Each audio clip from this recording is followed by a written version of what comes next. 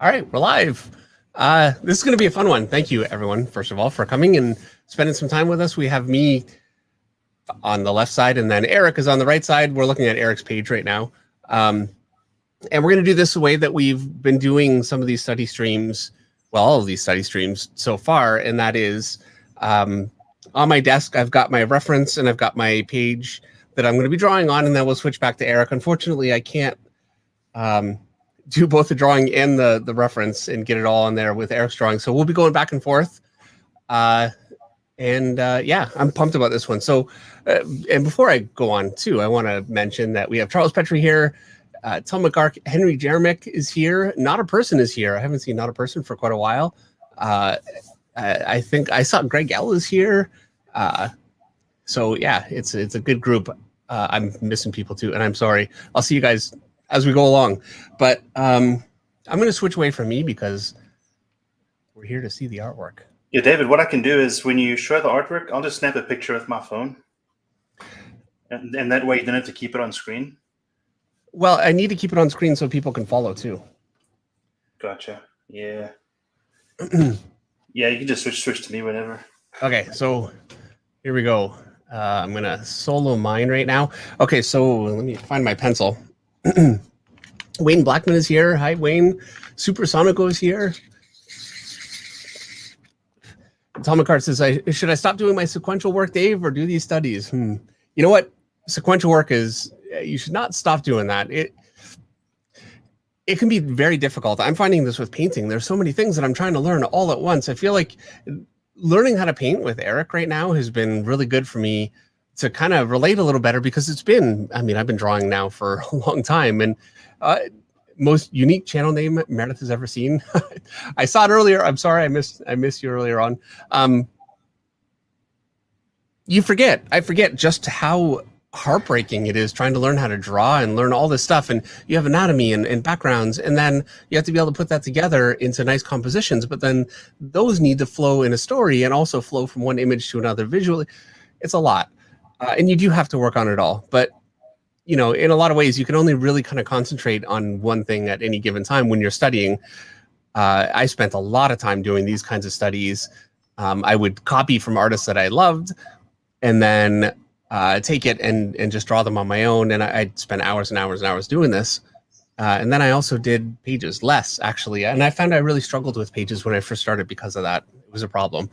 So I would definitely recommend, work on pages and don't leave things that you're going to need, essential skills that you're going to need when you're starting your first job until you do your first job. Otherwise, you'll be in the position I was, except you won't have Mark Silvestri as a teacher right over your shoulder saying, no, this is not how you do it. And, showing me how to do it.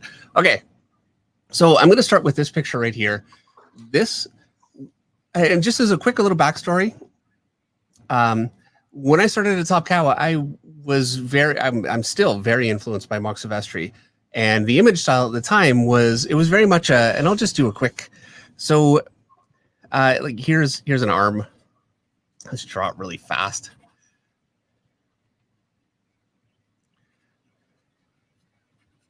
Don't even really need the whole arm. The point is, the way that we were working.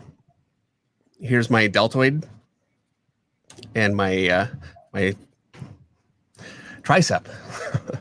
Trying to remember the names. Okay, you'd think after all this time I at least remember tricep. And the way that I started working after looking at Simon Bisley was the way that we're going to talk about now, and I'm excited about it. But the way that everybody was working is you'd have your main light source coming from above, and so and you'd have basically a line here. This would be your core shadow, and then you'd have a light coming from below. And so I'm going to do a bit of a, and I never got comfortable with this. And all the rendering was done kind of sidelong like this. And I'm going loose. So, artists that did this beautifully, this is very much a Jim Lee style with Scott Williams, and they did it incredibly well. Will Spataccio was another artist that really, really made the style incredible, and I loved it. I just could not pull it off, and it was a massive struggle for me for about 6 months. And so that's kind of the style there. I'm sure you guys are pretty familiar with that. Stephen Platt did it incredibly well. He had like his own take on it, which I loved. I just couldn't do it, and I got to the point where I thought, you know what, this is not working. Like I might as well pack up and go home. And a lot of people did, not for that reason, but similar. So Matt Banning, he's an inker. He's known as Bat. He's a very good friend, and I complained to him about it like for days, and he finally said, "You know what? Just look at something different. Just find something that you like, and just try something different." And so I went through, and I'm a huge fan of Simon Bisley. I had never tried it. I thought it was too out there, and I just couldn't, use that because it's not really what we were doing. And I thought, you know what? This is not working for me. I'm struggling so badly. I just need to go for it. This figure right here was the first thing that I drew when I first gave it a try. And specifically, actually, it was the leg. And so I kind of want to go through and let's work on the leg. And that's right here, obviously. So, and after we're done with that, we're going to move on. This stuff is all in color. This is my Lobo's Back, signed by Simon Bisley, by the way. I've got a few copies. So we're going to look at a bunch of stuff in there. But so I'm just going to start sketching in my leg here.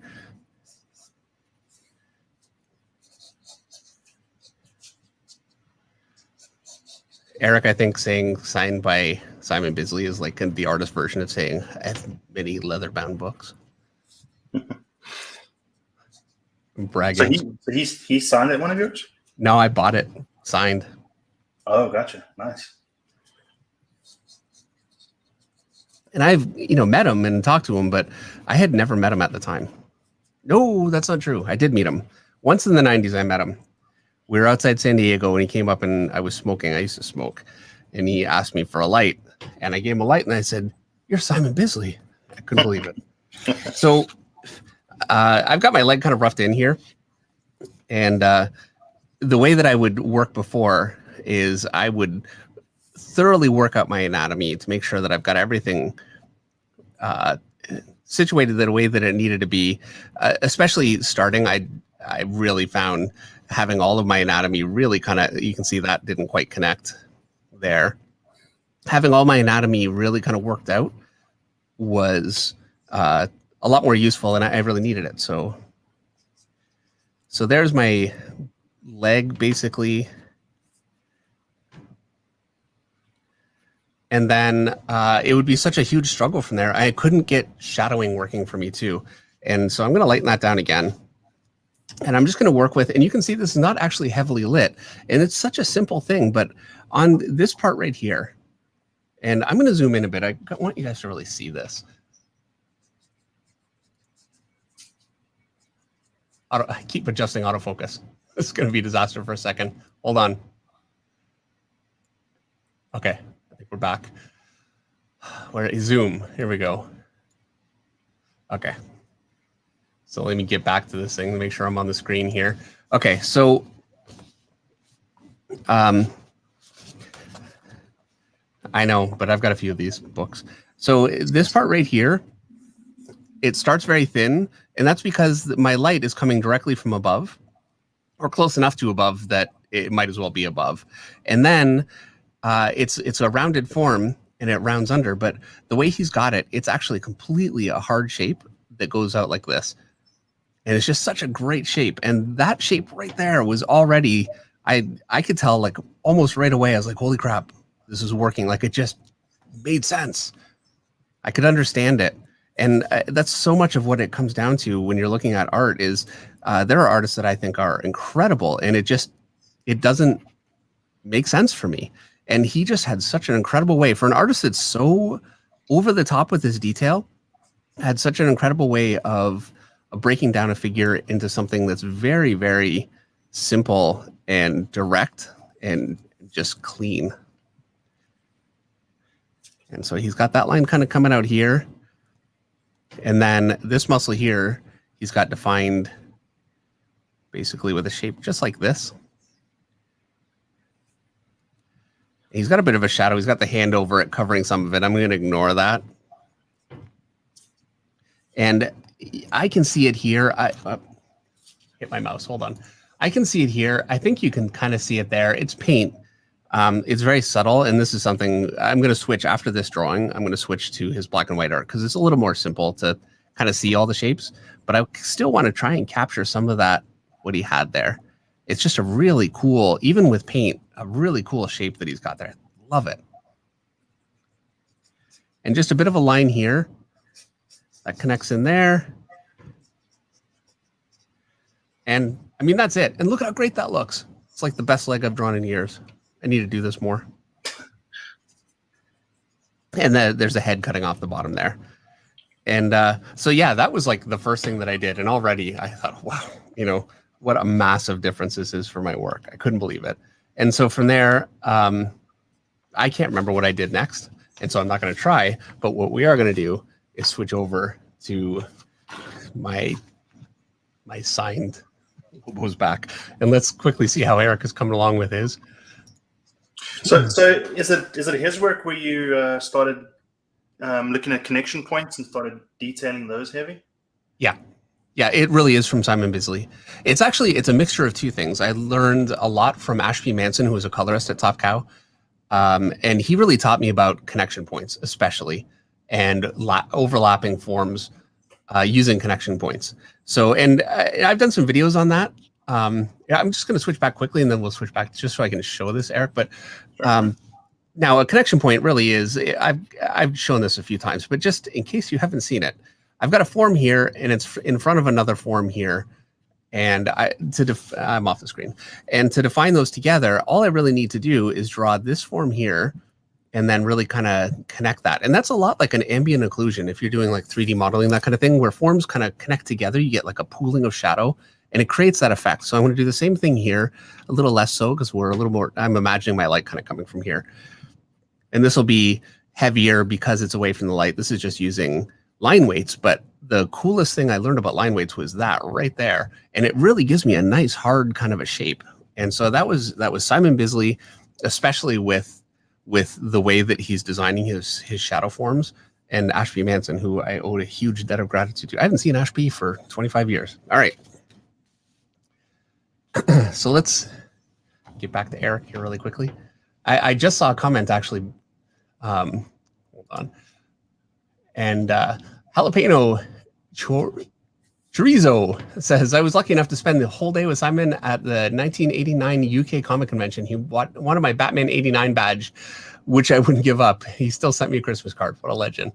That's amazing. And I mean, 1989, that's like right when he was really figuring out a lot of stuff, a lot of his painting stuff. It's would have been very cool to meet him then. Yeah, it's looking really good. So how do you feel about it? Yeah, I mean, I try to incorporate those, you know, these shapes that you mentioned before, you know, but seeing them in action here in his work's very interesting. I can see how you started using those to good effect. Yes. Yeah, for sure. Yeah, I mean, that is so much more interesting than, you know, just a round shape or. Right. And by all rights, because it's a rounded shape, it should just be like this. But that just has nowhere near, and I'm drawing off the screen. But you did it there, so there you go. I'm just copying what you did. Yeah. Yeah, so, and that's even more interesting than that, which would be a hard shape, you know. By the way, Matthew Fuentes wants to point out that you don't have tape on your pencil, so you know, unacceptable. Yeah, I know. I need to, right? Maybe that's my problem, Dave. I just need tape on it. You do. That'll fix everything. Yep. Logan Chase says, how goes the personal project, David Finch? It's going really well. Actually, it's making a lot of headway right now, which is great. Okay.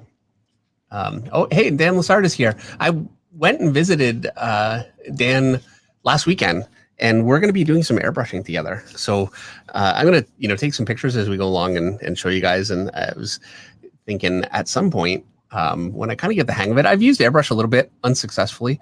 So I'd really like to get a little bit better with it. And it'd be nice to have Dan on and do something with airbrush. I think that'd be a lot of fun. Okay. So there's so much in this book. It's ridiculous, but there's one thing in particular that I really want to start with. And I think it is in this issue. This is the first time I ever saw Simon Bisley stuff. I'm going to have to pull out. Oh, the art? Yeah. And I have to admit, and I'm a huge fan of Sam Keith, and I'd love to do something on Sam Keith actually at some point too, but I bought it for the Sam Keith cover, which you can see right here. Check that out. That is such an awesome cover, and I loved it. I was so amazed, and I'd never seen his work before either. This is like one of the first times, or maybe the first time I went to a comic shop And so I opened up the book, and it's a different artist. I thought, what's going on? And then I thought, oh, okay, yeah, I could live with that. I mean, look at this. That arm is bananas. It's absolutely ridiculous. Yeah. And the figure, though, that I really wanted to start with was this right here, and especially this stomach area. And we're not just going to do, simple shapes. I mean, the shapes are so genius in here. There's a lot, but I wanted to start with that. And then just past that, oh, wow. right there. Look at how crazy that is. Yeah, now, this anatomy gets crazy. He was really being experimental at the time. I mean, nobody had done anything like this. And I think it's in that leg too. I think it'd be good to give it a try. Anyway, yeah, nobody had ever done stuff like this. So it was a very kind of a new thing. And he was a revolutionary artist. Okay. So I'm going to just quickly start to get my my chest in here. I can already tell I'm going to have trouble with that stomach. Think so?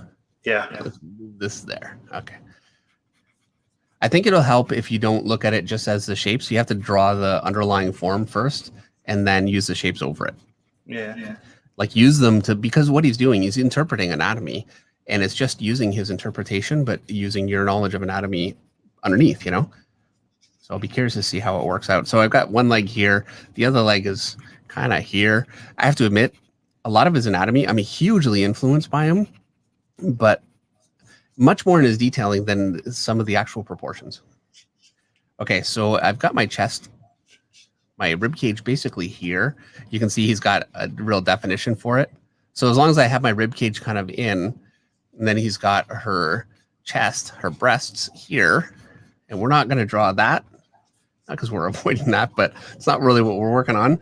And so for my stomach, the way I always lay out a stomach is I've got my rib cage, and then I like using this kind of a shape here.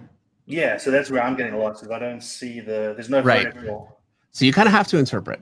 Yeah. So what I'm going to do? I assume that triangle portion is a rib cage. I'm going to draw that shape here, and then this one here, and then I'm just kind of going to rough in what I know first, and then the lower stomach goes here.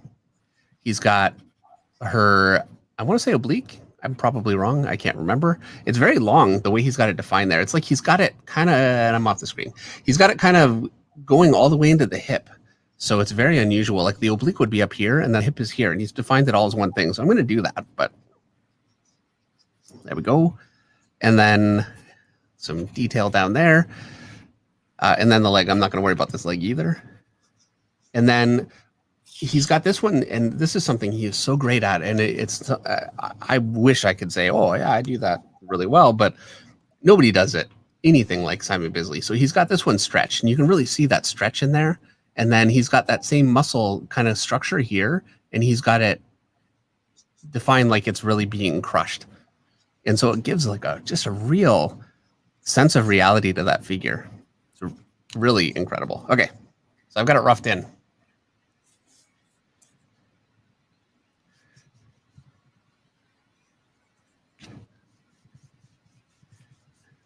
Actually, my mouse actually died just before we did the stream. I had to smack it on the table. It came back to life. So I'm afraid every time I use it, but I couldn't see the chat. Anatomical Art says, I'm so tempted to do this right now. You really should try it. And, if not right now, you have to try it soon. It was, I want to say it was life-changing for me. Actually, I think that's not unfair to say because, and I don't know if I ever said this before, Brandon Peterson was an artist at Top Cow. He's a Marvel artist. He's worked for DC. He's incredible and is a good friend still. And he was more established at the time. And he's very honest, maybe too honest. I don't know. And after I started making some of this work and it was really kind of making sense to me, he said, yeah, it's a really good thing that, that came together for you because they were looking at maybe just letting you go. They were what? They were looking at maybe just letting you go. Oh, no. I was like, oh, man. Thanks, Brandon. Killing me. And you know what? They probably were. I was really, I can't tell you how much I was struggling. I am not a natural. Okay, so I've got my basic shape kind of drawn in here, and I can see underneath where I want to get these forms. So I've got this one, and hopefully you can see that on the screen. So I'm going to use it. He's got it defined very thin here, and then he's actually got a bit of a pocket of shadow that he's drawn under, just like that. Looks awesome, doesn't it? Toot my own horn. Well, not really. This is Simon Bisley. And something he does I've never done. Actually, I worked with Sandra Hope. She's an inker for DC. She's incredible. And she actually interpreted some of my work this way a couple of times. And she said, you know what? I'm not sure what you think of it. I could stop doing that. I said, no, don't stop. So I would always draw this as a dark, just a shadow. But the way he's done it, he's actually drawn that as catching some light from below and then cast a bit of shadow below it like this. And this is actually very similar to the image stuff that I couldn't make work, which is why I never picked this up from Simon Bisley. I was so embittered by this kind of lighting. But, maybe I should try it now. Be a little more open to it. So, yeah, he's got that shape right there. And then just below that, he's got her serratus coming in. Very thinly defined here, just a little bit of rendering. He's got that same kind of, we had that on the leg just over here. He's got a very similar kind of a lighting shape here, which is why you learn one of these shapes and you start to use it and it just works everywhere. I mean, look at that. Looks great, I think. Maybe I'm biased. Okay. And so now the other side of the stomach is really pushed up.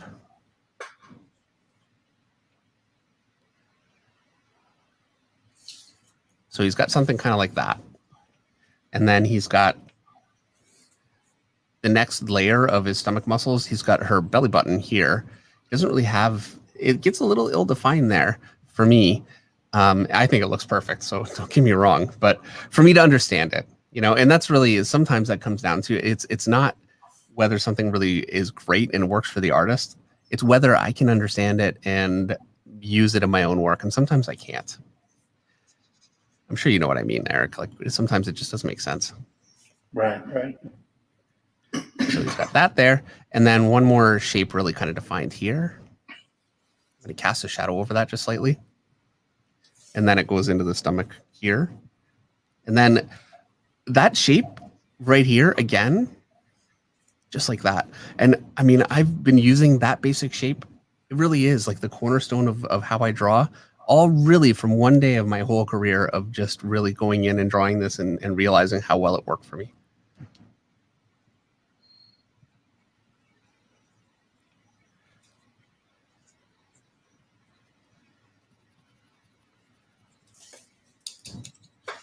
And that's going to basically be it. I mean, when you really break this stuff down, you can see it's very, very simple. He's just incredibly good at and this is why so many people that have copied him have had trouble, because while his stuff is really detailed, and we'll go into some stuff that's much more detailed, the underlying fundamental drawing is really, really just solid and simple and very graphic.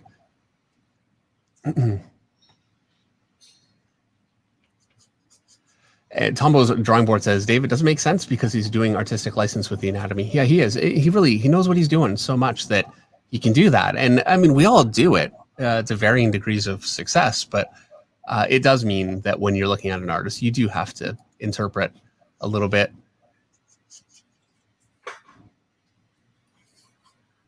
You're going so small.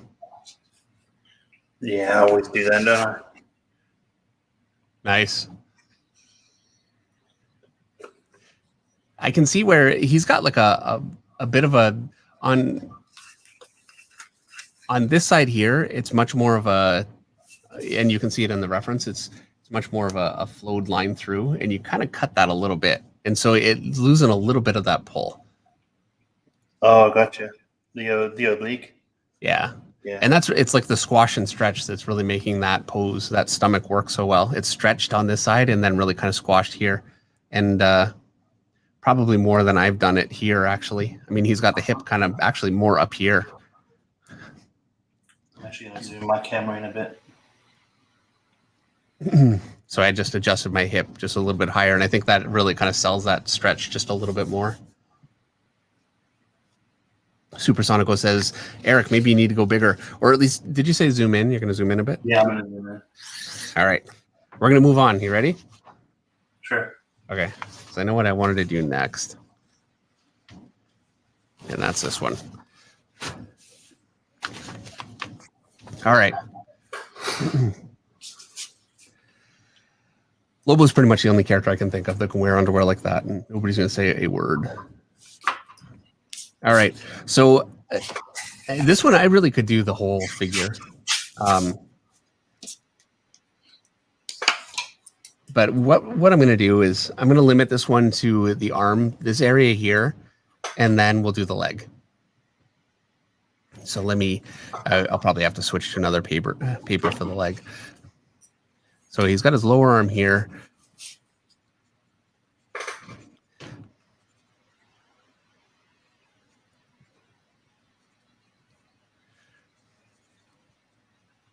I'm already, you can see, look at this. He's got a very short gap here. I'm already kind of, and you know what? I'm not going to worry about it. I'm going to interpret this my own way. I don't draw like Simon Bisley, and I'm not trying to get the over, like I love how it looks, but I need to make it make sense for me. So I'm going to kind of do it my way a little bit and use his detail on top of it, which I think might be more useful anyway, because it's probably more in line with what you guys would want to get out of it, I would think. Yeah, really, the whole point of doing this kind of thing is finding techniques that make your work stronger, not just becoming a copy machine of another artist.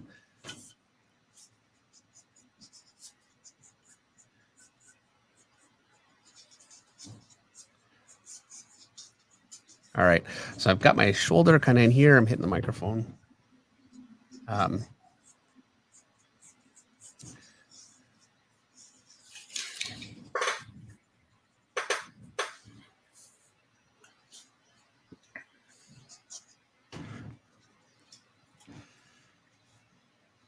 So that's basically his head's here. There. That's pretty much all I need for my quick rough in. Oh, and let's do the hand too.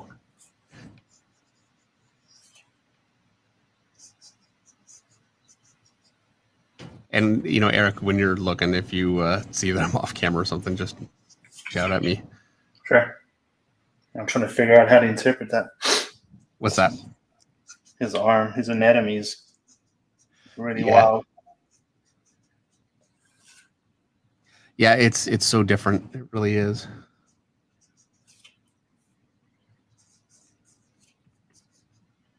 And, you know, for me, for the longest time, I still am that way. I don't know why I would say, like, nothing's changed. I don't think I have enough. We're going to go with it. I don't want to be here all day. So that's my arm basically drawn in. It already doesn't look as cool, but I think some of the detail that he does will help us along. Kenny Wang says, those veins be crazy.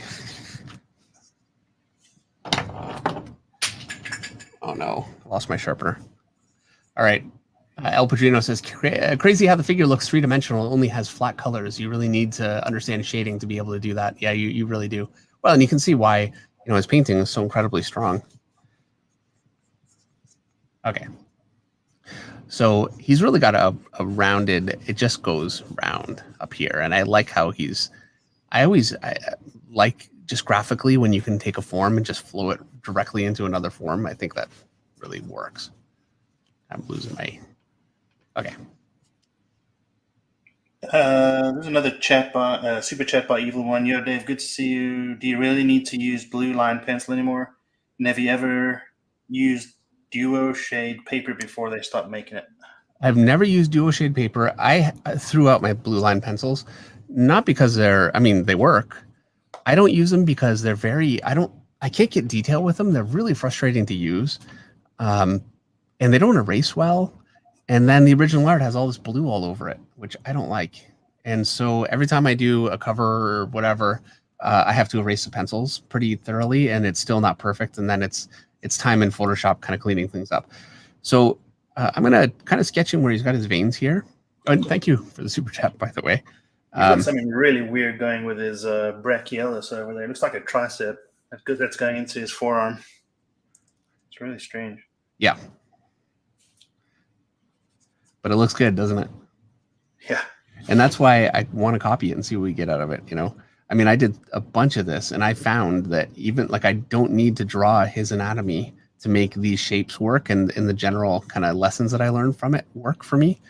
And it influenced my anatomy too. But I would say my anatomy, there's a lot of Carlos Pacheco in it.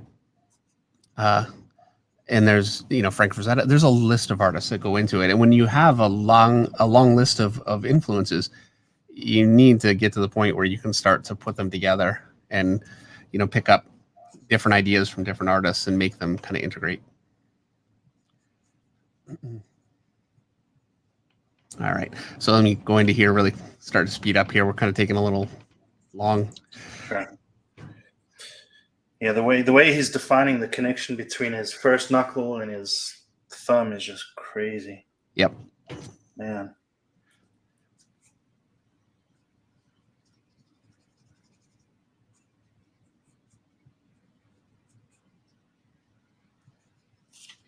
All right. So he's got his wrist bones defined really, really large and unusual. And, obviously that's an artistic choice. I think it looks very, very cool.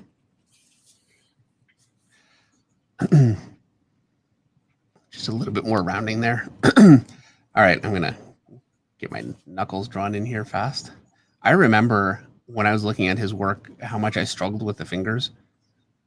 And it's feeling much easier. Well, I've been doing this for, 26 more years than I had been doing it at the time.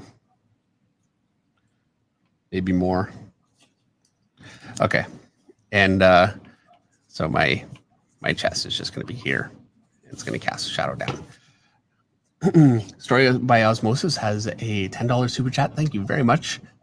And he says, "Hey, Dave, New 52 Dark Knight is phenomenally dynamic and was my gateway to modern comics. Batman in the Rain is awesome. Can you share your thoughts on penciling New 52 DK and seeing you're doing Bisley?" Yeah, and thank you very much. Yeah, I actually I started just before New 52. We did some issues before that. I was working with Scott Williams, and we had a conversation. He said, "What are you kind of looking for?" And I really wanted to try something more Frank Miller inspired and more, this kind of thing where it's a little bit more loose. I really had like this idea of kind of going further with it and trying something different, and it didn't go that way, but I still picked up. I was looking at a lot of Frank Miller, and I found that it really helped my shadow placements for backgrounds and arranging my shadow shapes. I don't know that you could look at it and say that there's Frank Miller in there though, because I just didn't have the guts to really just go for it. I was looking at a lot of Eduardo Rizzo too, who's another great artist that way. So for his veins, I want to point out that he's only drawing the shadow on the underside of the vein. So, and because my light's coming from above, I'm going to draw a shadow in here. And he's also, you notice he's really using his connection points. It gets thicker there at the connection, thicker there at the connection. So he's got another one here. I didn't really get in there, but let's get that in there. And, among a lot of other things, this is really where I learned how to draw veins, is looking at Simon Bisley. Tyler L has a super chat. Starting at the Cubit School in 2 weeks. What's the most important thing I should focus on learning? Well, congratulations. It's great, and it's a great school. So I'm sure there'll be a big help that way, and they'll be able to guide you with really everything that you need. But I would say the number one thing, in my opinion, to concentrate on is anatomy and figure dynamics. There's storytelling and composition and a lot of more advanced topics that are incredibly important, inking, a lot of things, but they all pale in comparison to if you can draw a picture that people viscerally react to, you're going to be a far more successful artist than somebody that can tell a good story. Now, I mean, you have to be able to tell a good enough story that writers would be willing to work with you, but it is, whether you agree or not, and I understand if you think, yeah, it's garbage, but it really is very true. Being able to draw really cool, shaking the heck out of my camera, dynamic figures is very, very important. So I would really focus on that. So he's got some striations in here across his chest, and you can see if they all fan out from this point here. I mean, he knows his anatomy, and I love how he shaped this muscle here. So it's got a bit of a curve, and then it cuts like that. And then it actually continues and curves in all the way over here. It's just a very cool shape and so much more interesting than if I was to just draw a line across. And you know, this kind of thing right here is so much what makes a big difference between something that really has like a cool visual dynamic and something that doesn't. It's not really your understanding of anatomy. I mean, it certainly can be, but a lot of times it's much more just your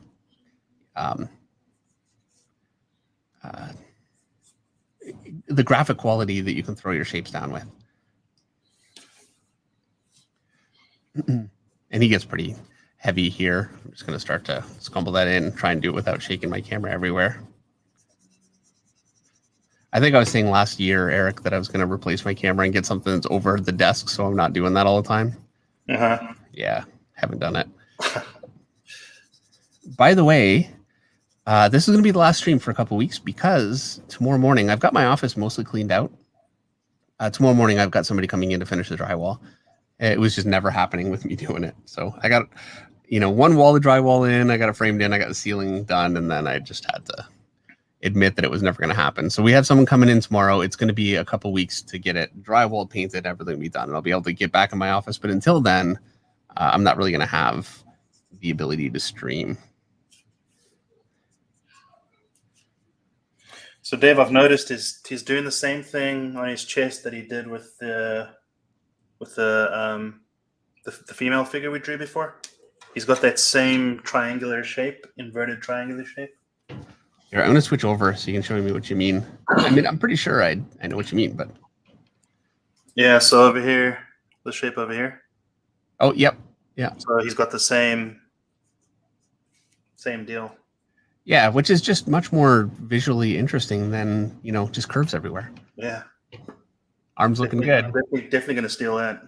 Yeah. I do feel like you're a little straight on this, on the side closer to your hand, where your hand was, like the outside of the arm. On the forearm, it should kind of come out higher, like more from the elbow. There, yeah. Yeah.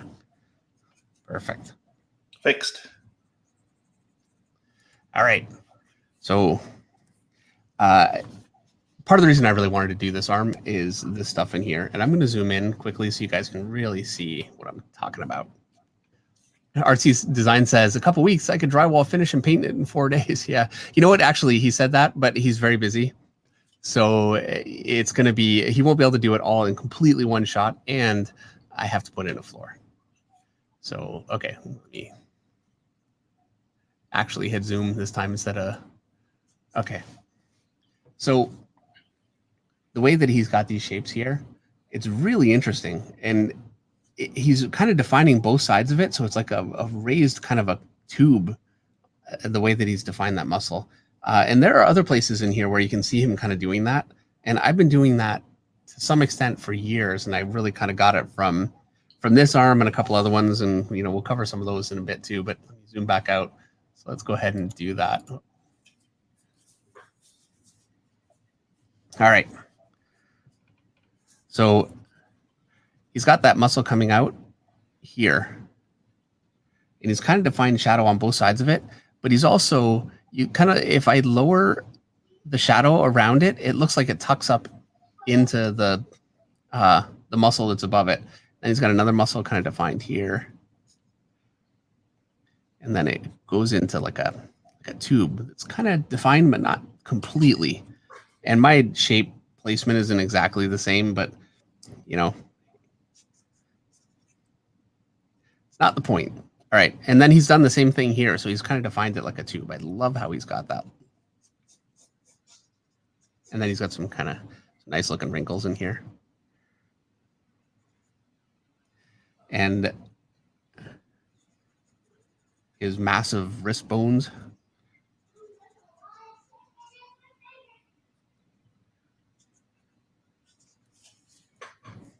And then he's got a vein here, So he's drawing just a little bit of the vein and then just drawing the shadow right there, and it really kind of sells as like this overall vein. I could do the same thing here, bring this out a little bit, and it kind of makes it really pop. All right. I'm going to do it more. You can't just randomly put down shapes and do what he does here. He definitely knows. It's like you said, he definitely knows anatomy. He understands where all these ligaments fit, and then he pushes it. Yeah, it's about understanding enough major landmarks, and he really accentuates it. That's something I love about his anatomy is he's got these bones on his wrist, and they're crazily accentuated, but it really works because you've got like that bone right there, and so it gives everything, grounds everything. So his anatomy is like crazy and huge and crazy, but it doesn't just fall apart into something that ends up looking kind of maybe soft and doughy or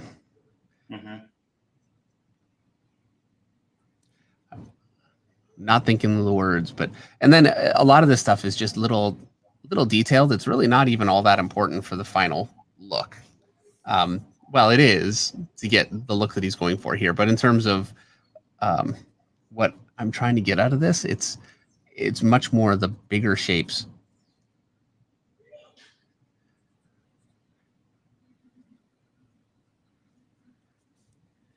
I have to say, Eric, this is going to be one where we're not going to end up doing our own, put the book aside and redraw it. Oh man, because it's so. What's that? It'll be virtually impossible. Yeah, well, and it's so not the point with this. The point for me is just getting the feel for his shapes that he's using. Like he's got this great triangle defined there, and then below that, it's got that kind of defined. And between the two of them, it gives it it looks like a really hard ledge there. And you really have to.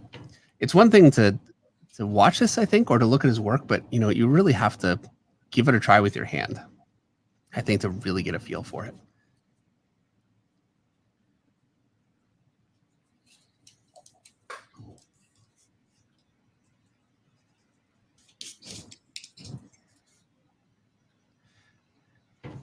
All right. Basically got my arm in there. It's not exactly Simon Bisley, but I'm pretty happy with it. Oh, wait. He's got a pretty good shadow here. Kind of defining the outside of his tricep. No, the okay, sure, but bicep, yeah. Jeez. I'm never gonna know. Like I'll get Alzheimer's, I'll forget everything, and no one will ever know the difference. All right. So you ready to move on? Sure. All right.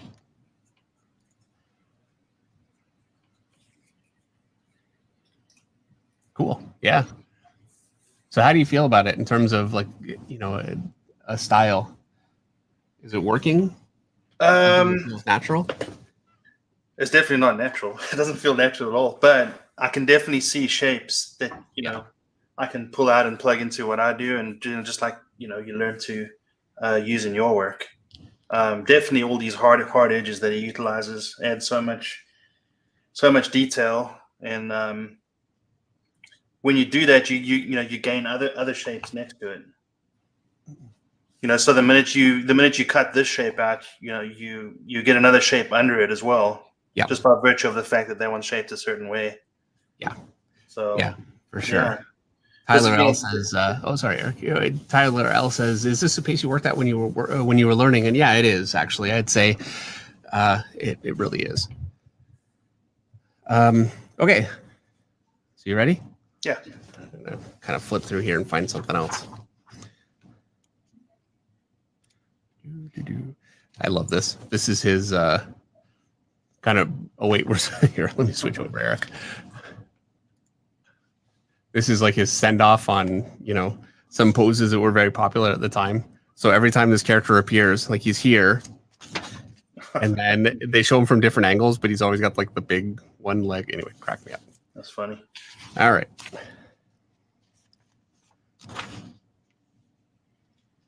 I'm thinking I might want to try that right here, but I'm going to just zip ahead quickly and see what else we got. There's so much in here. That's very similar with the way he's done the arms. I love the stomach. Very, very cool.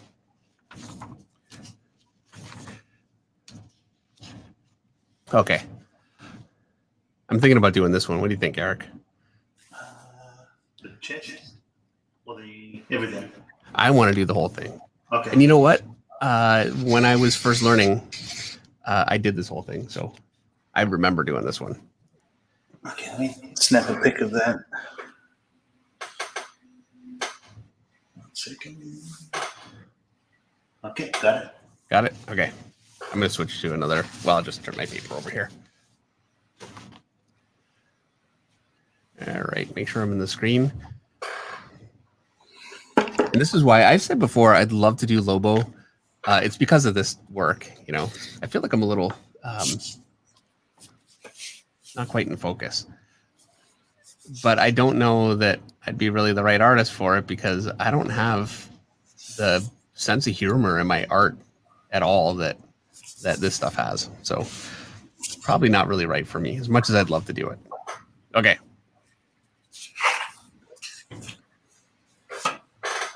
So I'm going to start with the head. Looks like it's just right about here.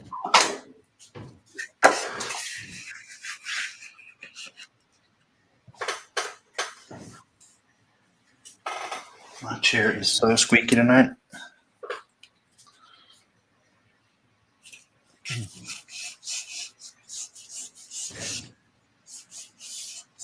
His arm mostly is in shadow, and I've done this a million times where I want to push an arm back and you just shadow it out like that. And really, really, I love how you got a real plane here, a plane here, and a plane here, and it's differentiated with shadow. Something I really got from this stuff.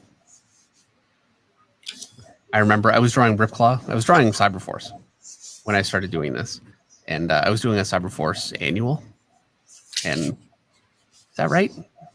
It's been too long. Anyway, and I started drawing Ripclaw more like this kind of style where he was coming out of shadow, and all of a sudden it was just, you know, it's just really working. So this is why I really wanted to do this figure.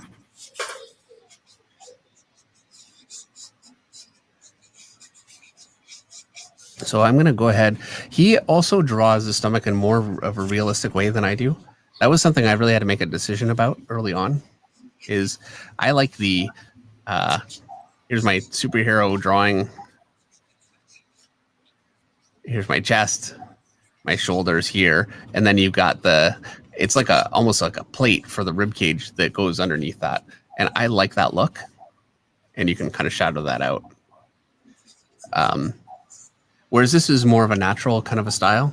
And so, yeah, I struggled with that quite a bit. And I finally made the decision to keep going the way that I was going with more of a superhero look. But that was a tough one. And there's never a right answer on any of that. You know what I mean, Eric? Right. Sorry, you're working. I'm interrupting. Okay, so let me... Yeah, I mean, you gotta pick what you... I mean, I don't know if there's a way to tell how many artists are actually in your work right now. You know, there's probably many, and maybe even some that you don't realize as well. Yeah, oh, there are. And I mean, there are artists that I've never looked at that I'm very influenced by, just because I'm so influenced by artists that were influenced by them. And it really is years pass, and all these influences are passed down from generation to generation. And it's such a mistake to not pick up on that. And I think the best artists are the artists that do that. The best artists are the artists that really grow the medium. You know, in a way like Jim Lee, I think is one of those artists where you can see his influences, and I can say, you know, there's Kevin Nolan and there's some Arthur Adams and there's a few things, but there are things that nobody had done. I don't know where he got it. It's just, you know, it was like lightning in a bottle. He really, really reinvented a lot of things, changed the business.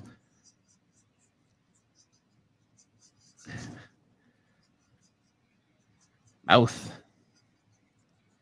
I remember drawing this face and I could not make it work. So we'll see how it goes this time. All right.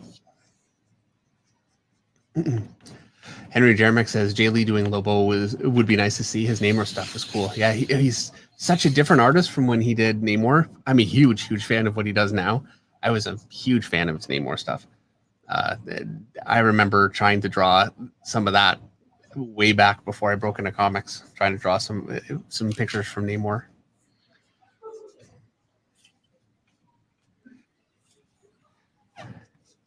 Okay, so I've got it lightened down, and I'm going to start with the head because I'm going to start with the head. Oh no! All right. So already the eye shape is so wild for me. I would never do that. And it was one of those things that I know when I was looking at his stuff, I thought, okay, there are things that I can make work. And then there are things that are, I mean, they look amazing when he does it. I knew I couldn't do it. So I never tried.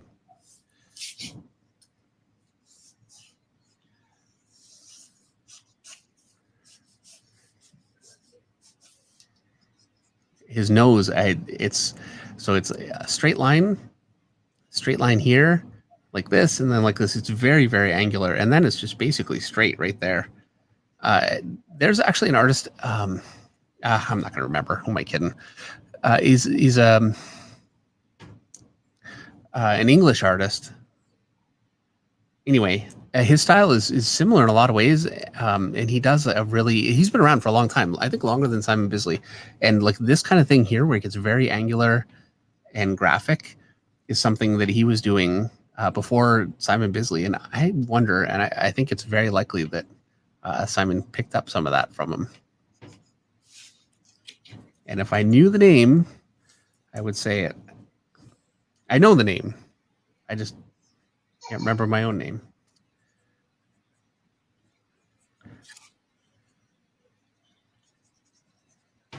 Kevin O'Neill. Thank you, Tombo. Tombo's drawing board. Got it in one. Kevin O'Neill. Thank you. Yes.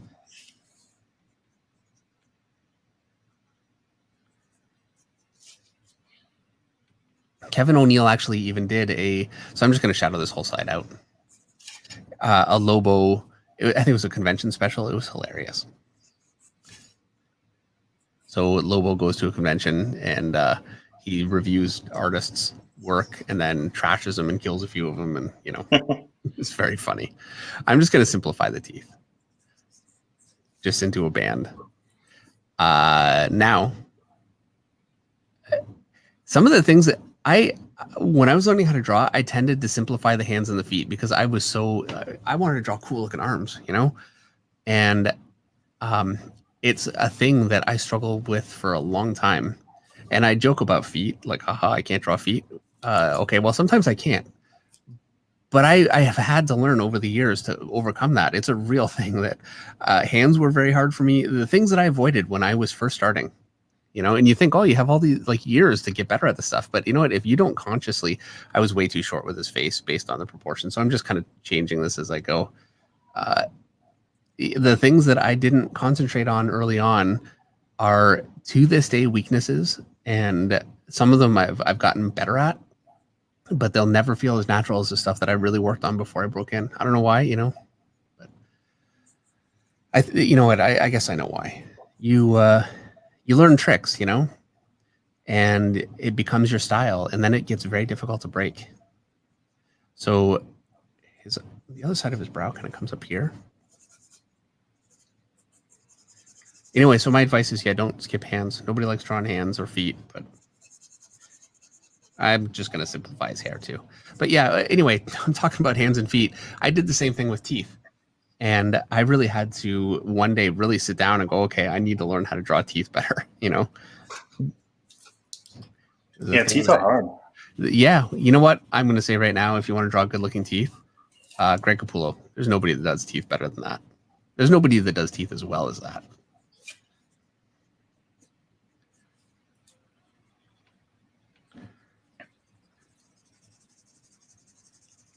So yeah, I've got an overall shadow here. I'm just going to quickly rough this in with the side of the pencil.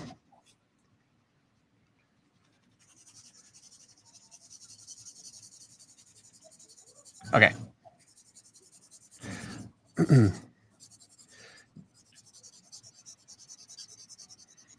D Rabbit says feet are nasty. yes, I can draw feats, but you come into my house barefooted? Nope. Yeah. All right.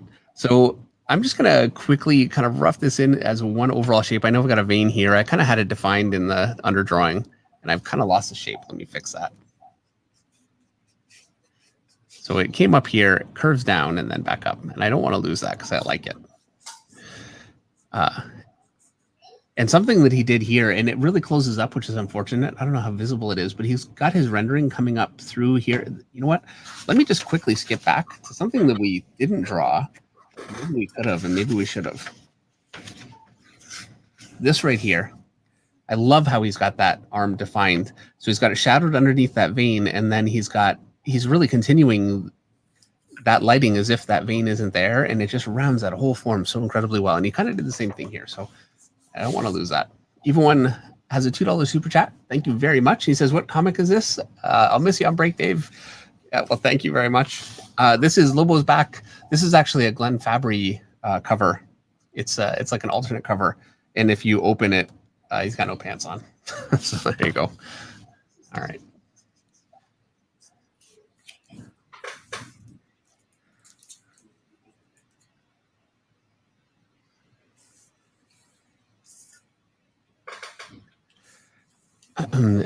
Faircock's illustration says, "David Podreas Hacer un estudio de Sam Keith."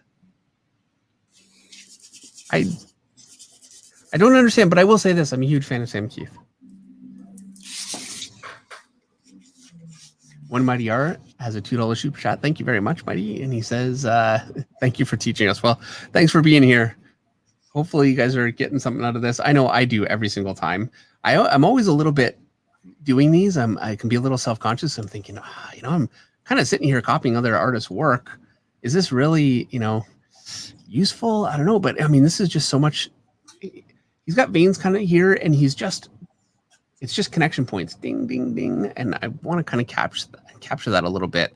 So I could actually just draw some really light kind of shapes. And then as I'm coming up with my kind of striations for the shoulder, I could just hit it right there where I know I've got it. So I don't need much there. And that's really what he's doing. I feel like I lost my proportion a little bit. He's got. Yeah, the angle of this arm is kind of hard to tell. So. Well, I'll tell you what happened to me. I drew the head, and the head is so different than the way I normally draw that I'm going to need to bring this out a little bit more. It ended up being much bigger, so it encroached into the rest of my drawing. This is not going to be right. It's not going to work. And well, I told you guys, I did not do very well with this drawing the first time I tried. So it looks like it's going that way again.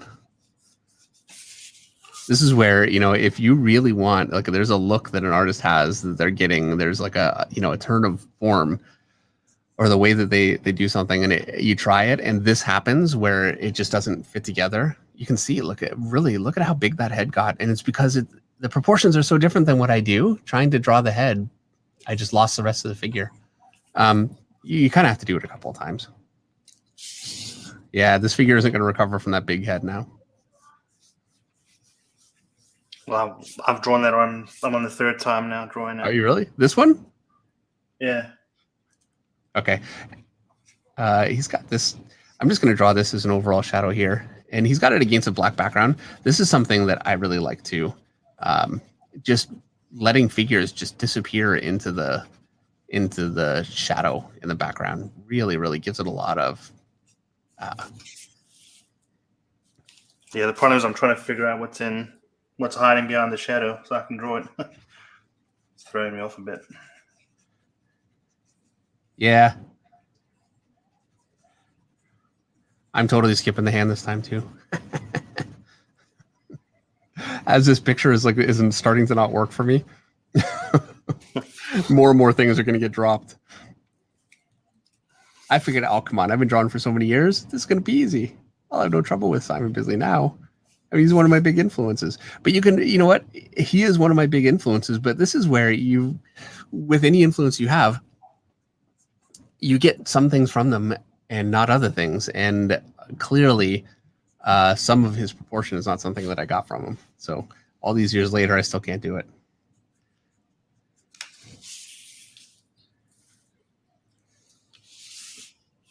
And I work with artists' work open in front of me all the time. I used to much more. I try to anyway, because I think if you never look at anything when you're working, you start to get stale. But I love this. Now, this is this overall kind of, this whole muscle structure, which you can see is very chiseled on me too, Anyway.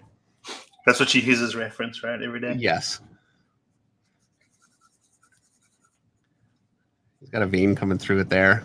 Good grief, those veins on that arm. Yeah, you know what, though? The secret to drawing those, I'm going to say, is to just pretend they're not there while you're just drawing everything in. And then you can put them in. Let's do that. We'll draw this whole arm in, and then we'll just put those on top. I'm not saying that he did it that way. He probably didn't.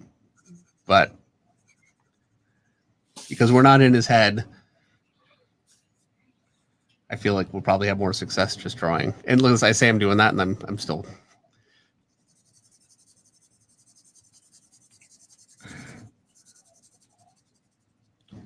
Okay.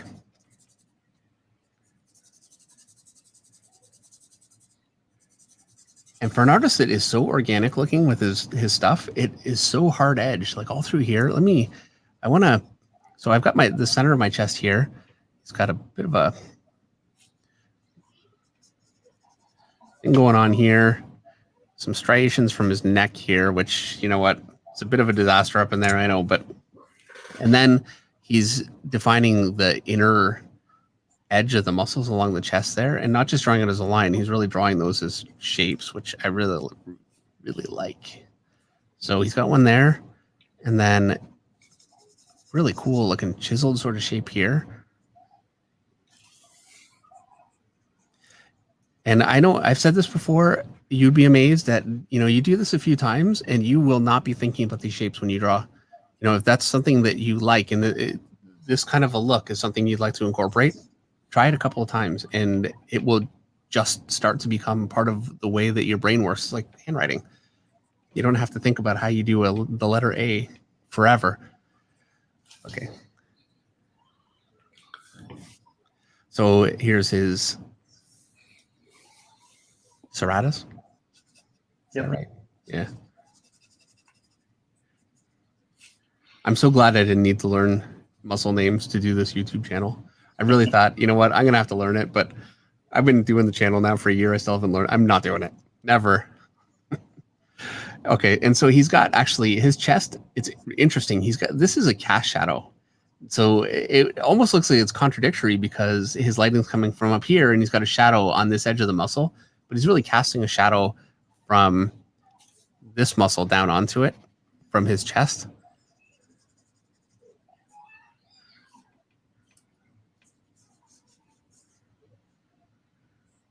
And I'm not really getting the same proportions. The more wild his anatomy gets, like some of the leg that I did first, you can see how much easier that was for me. Whereas with this stuff, the proportions get so crazy, I really have a hard time.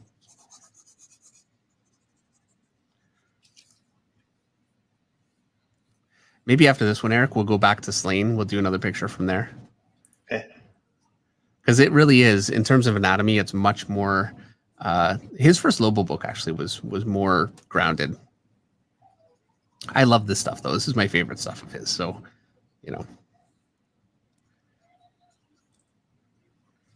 sometimes I wonder where my career would be if I just went totally hog wild and started doing like the crazy proportions and everything.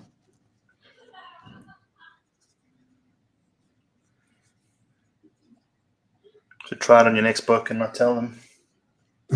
Yeah. I would not be the first artist that gets fired because they're like, yeah, no, we didn't hire that artist. Yeah.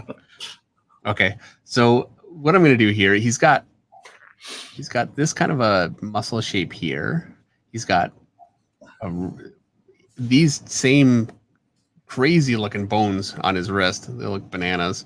So I'm going to kind of get one of those in there at the edge of the arm.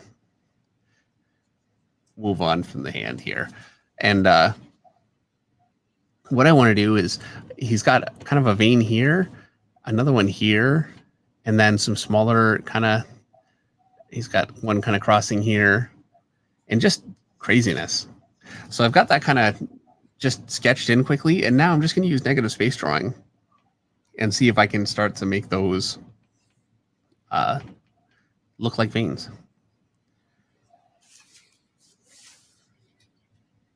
And, you know, actual humans actually have, I'm sure it's like a fingerprint where nobody's veins are exactly the same. I don't know, you know, I'm making that up, but I'm sure that's probably true. I've seen enough variations. But I have found if you draw them this way, where you're drawing kind of negative space and you're making them work along the form, you could pretty much put them anywhere and make them work.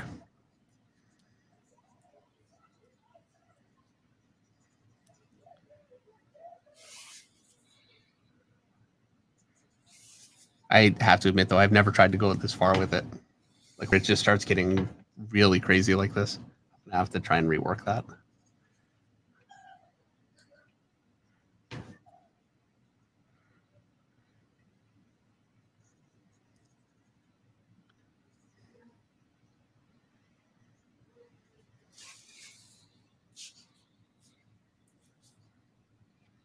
And this is where a lot of times my copying of other artists, when I do it, which is not often enough, but when I do it, I kind of go from I'm copying what they're doing, and it just gets interpretive, you know, like copying every little detail. What I want is the feel of the detail and what I can get from it. I don't need it to all be like, I really liked how he did some wrinkles on his arm before. He's got some stuff in there, but it's actually very loose. So I'm just kind of doing what he did on his arm, the last one that I drew. I really liked it. So there. And something I want to do here is I've got this cast shadow here. I want these to be forms that are raised inside it. So I can go lower here, draw that in, and then a little higher here. And you can see just doing that, it's popping those into that form that's above.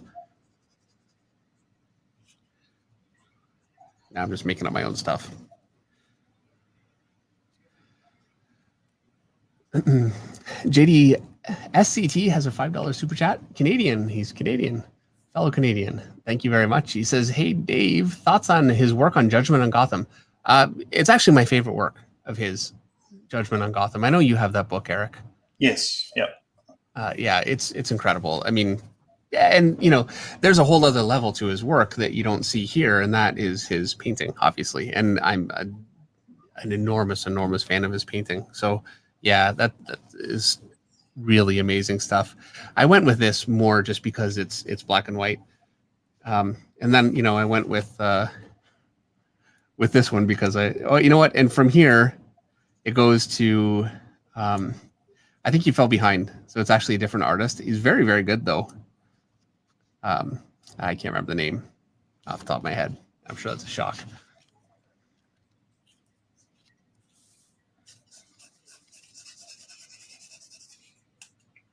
I mean, look at this right here.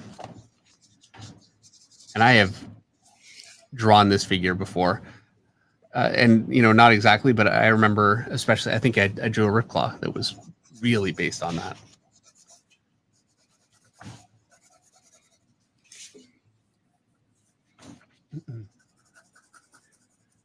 All right, let's see how Eric's doing here. Yeah. This is I don't think I've struggled this much before. Really? Oh, yeah. It's so different. And we'll see how Slane goes, because it is a little bit more. I'm trying to find the button here. I'm just trying to understand what he's doing. I messed up with a shoulder right off the bat. And yeah.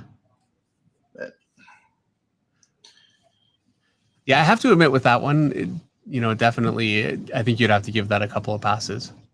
Yeah. You were, because all the form works, like it all works, but trying to draw like the really kind of crazy shapes, it seems like you're having a little more trouble with that for sure with this one. So you think you're gonna try it again? Yeah. Honest? Yes. All right. Yeah. These veins, I just can't. My brain is struggling to figure them out. I know you just got to kind of wing it, but.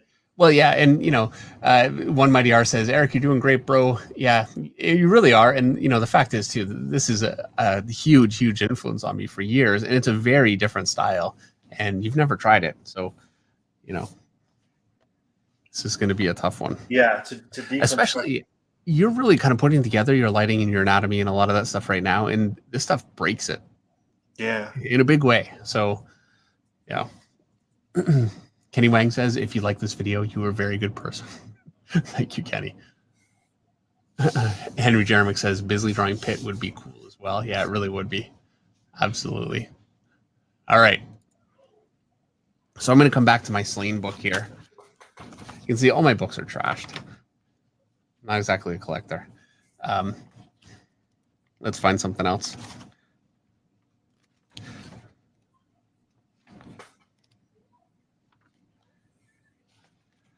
What do you think, Eric? Oh, my goodness. Out of the frying pan and into the fire. Super cool, but actually just ahead of here, these are all, he's going through like this, I don't know, there's some kind of a, I've read the story a few times, but there's a name for it. Where is it? There it is. Look at that arm.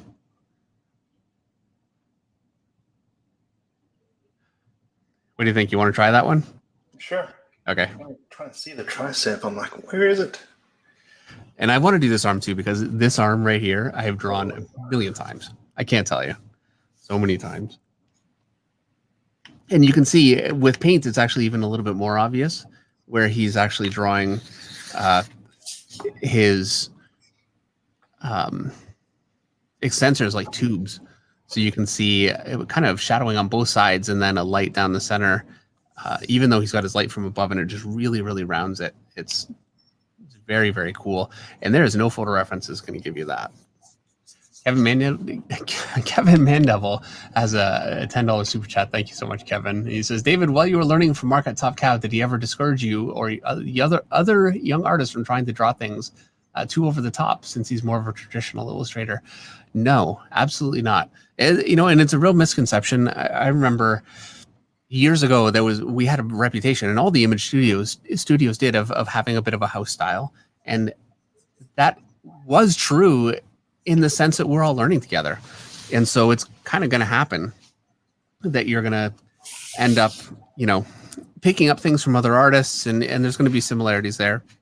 And also they were hiring people that had the kind of look that they could sell on their books. But no, there was never a mandate to do that at all.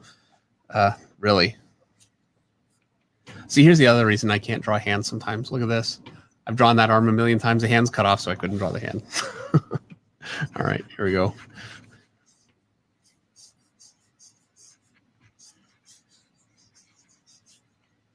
He's actually got a very similar arm to this in Judgment on Gotham. Good grief. That does have the hand. I said that does have the hand. So I've got my forearm here, my wrist to be here.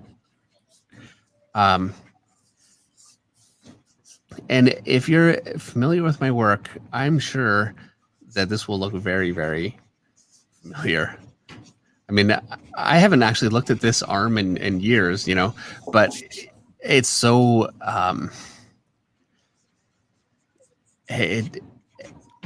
foundational for me. I picked up so much from this early on. I've drawn it so many times that I'd still draw a version of this arm every time I draw this angle.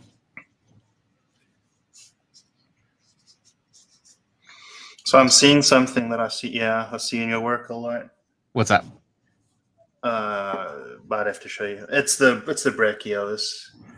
How it's 3 lines instead of a curve. It's like a polygon.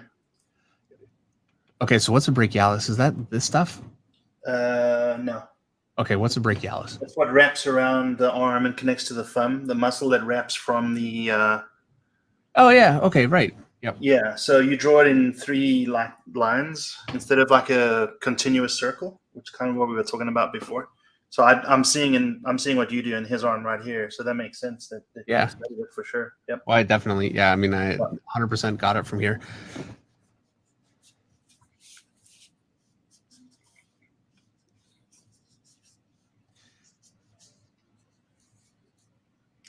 Kenny Wang says brachioradialis. Yeah, brachioradialis. Sorry. There you go. Brachialis is, I think, between the bicep and tricep, I think. Eric, Yeah. there's no denying, though, that our audience is smarter than we are. Yeah, of course. And a lot smarter than I am. All right. So this large muscle, that would be, you know, this one here on your arm. It's a major landmark muscle. You can see how he's gone up. And so much of Mark Silvestri was very angular, and he was going through a bit of an angular phase when I started. But this is very angular too, and so it's really stayed with me. And you can see it's all just straight lines. Yeah, yeah. And then he's got... That's the one I was talking about there, yeah. That you just drew. Okay. Yeah. And he's actually got this one kind of getting a little bit bigger. It looks strange roughing it in.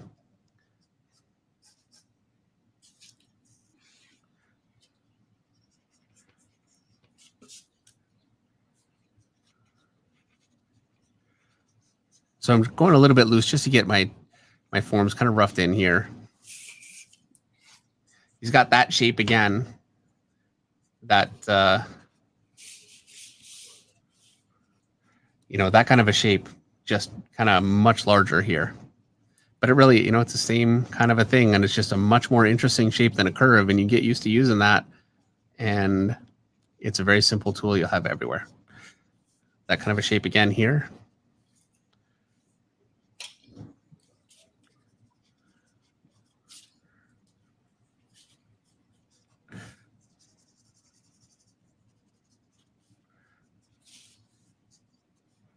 All right. Tagamo Motoworks is here. Good to see you. Is a $5 super chat, and he says, just saying hi. Biz is awesome. Great to meet him several years ago. Great guy, great artist. Yeah, for sure. Yeah, he is hilarious. He's a character, that's for sure. All right. I think I want to draw the cast shadow underneath it and some of his serratus underneath, because I love how he's got these defined. Oh, wow, you're drawing that too? Okay. Might as well. Don't tempt me, I'll draw the head. So I say that's the curveball. Yeah. All right. So I'm going to go ahead and start to get this drawn in here. Amateur Artist is here. Good to see you. He says, hey, everyone. So sad I missed the stream so far. My internet is worse than bad today for some reason, but going to try and stick around for as long as possible and rewatch it again when I get internet. Well, thanks for coming when you could. And yeah, you know, tomorrow you'll have internet. I'll have none. My computer does not have, it needs to be plugged in. I can't get internet with Wi-Fi with it. And I won't have it where I can plug it in. And, you know, honestly, I'm just gonna concentrate on work for 2 weeks. By the way, Bad Boy had an incredible painted cover, says Jason Ward. Yeah, that's actually one of my favorites. It was a Frank Miller book. Yeah, incredible. One of his best covers. I have a new video coming up. Here, actually, I'll show you some pictures from it. Drop a bunch of stuff on the floor. Here's some of the finished drawings from it. It's all female hips. And so these are more like I took these and did a finish just to show them just how little you really have to do to make them finished, and talked about that a bit. But there's a lot of structure and that kind of thing under that. So anyway, that's the next video coming up. It's all finished, and it should be up this week.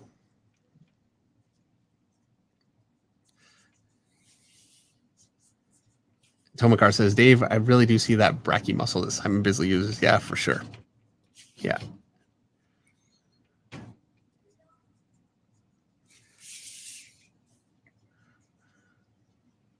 So there's that muscle there.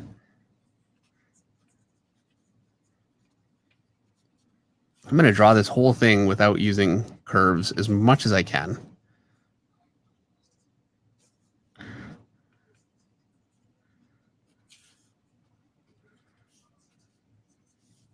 So how are you finding this one, Eric?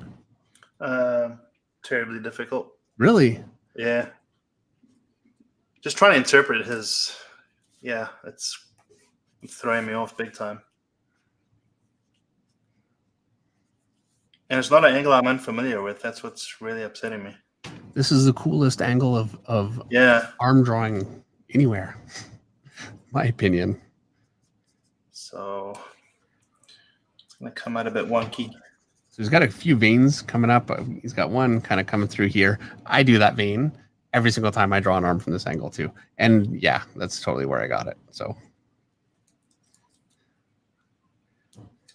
got another one kind of here. Well, I hope this one works for you as we go along with it. Yeah, I think as I look at it and study it more, I think things will start clicking and registering a lot easier. So he's got that tubing around it, which kind of throws me a little bit, I have to be honest. But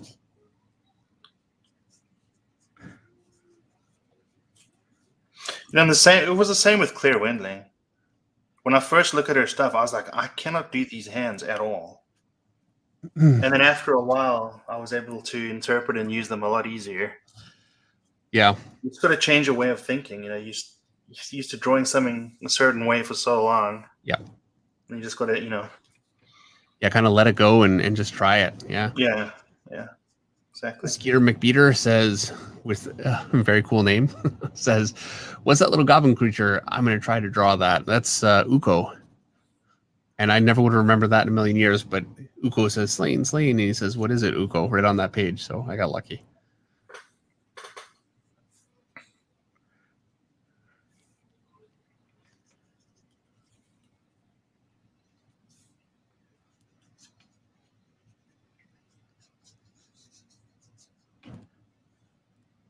Henry Jermick says, Art9, add your John Buscema top 10 next stream. Add them to your top 10. I think I'm busting in on conversation there.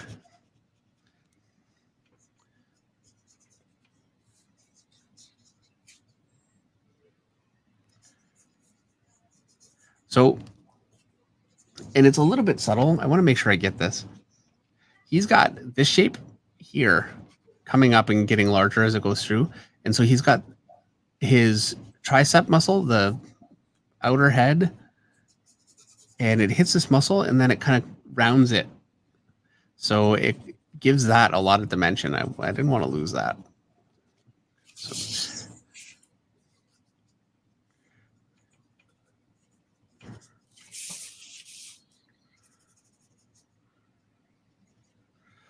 I think I'm losing it anyway. We'll see. Might have to keep working with this. I have to admit, I'm finding some of this harder than I thought it would be. Yeah, it's a little bit different for sure. Yeah, and as much as I'm so influenced by it, I've only ever copied this arm one time, better part of 30 years ago, and I've just been doing my own versions of it and actually trying to just straight copy it. Very different for me.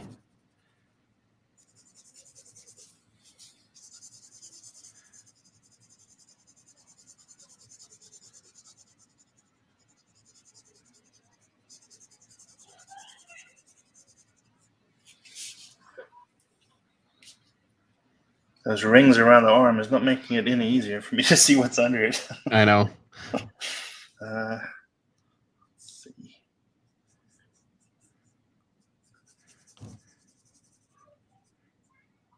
I'm just going to have to add some stuff that's probably not there.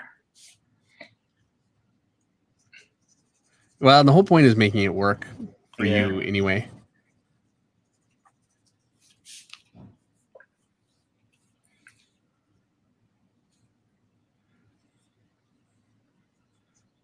Yeah, he's just so good at making it look so powerful. Yeah. Yeah, and it's very particular to him, the way that he's constructing all this stuff. It's I'm finding it difficult, and he's such a big influence for me. It's crazy. Corey has a $5 super chat. Thank you very much. And he says, what artist should I look at when I'm going for a Scott Campbell, Michael Turner style? Whoops. And you should get a Streamlabs, receive money that way. All right. Well, thanks for the advice. Well, first of all, I'd say if you're going for a Scott Campbell, Michael Turner style, definitely looking at their work is a really great way to start. I'm going to say for Scott Campbell, highly recommend Arthur Adams, who's a huge influence on his work, is a huge influence. So definitely look at some Arthur Adams, and also look at Little Mermaid. That's the name of it, right? The Disney movie Little Mermaid. You should know that, Eric. You've got a girl. Yes, let's make sure to mention that I have a daughter and I don't watch that by myself. Yeah, but you can see actually a lot of his faces, especially early on, were very much from Little Mermaid. And I think it'd be worth looking at because it gives you a sense of kind of where he was coming from early on. I think you might. We're doing a Little Mermaid study stream. Yeah. Yeah, you know what? I have looked at quite a bit of animation. A big one for me, I was drawing Gotham and Gotham Girl, and my Gotham Girl was totally 100% based on the girl from Tangled. Man, I really liked that character in Gotham. Man, I was hoping. Spoiler alert. If no one's read it. Yeah, I was hoping that would have been, characters that have been continued on. That were great. I enjoyed that. It would have been nice. Yeah. It always, you always, as the artist, if you, I didn't write the characters, that was Tom King, but you hope that they'll become something. And to be honest with you, I'm never thinking, oh, I hope it becomes something because I can make a bunch of money and whatever, No, they're just cool. Yeah, it's just it's cool. Like getting action figures of characters that you've drawn. I did Forever Evil with Jeff Johns, and I got action figures of a bunch of the Crime Syndicate characters, and these were existing characters, but it was my own costume, so I thought that was awesome. I was very happy. Anyway, I'm just gonna. He's got actually. You know what? I should put that in there because he's got a bit of a side light there. I'll just rough it in fast.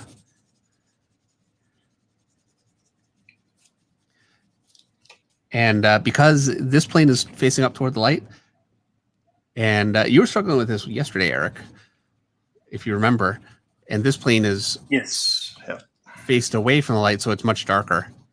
And you really see how well that works graphically, And then he's got his, and I mean, it came out great in the end. But when you were starting to play on the lighting, you were kind of not really differentiating that plane. And it made it much stronger once you kind of made that choice, I felt like. Yeah, for sure. Yeah, it turns away from the light pretty heavily. And another one here.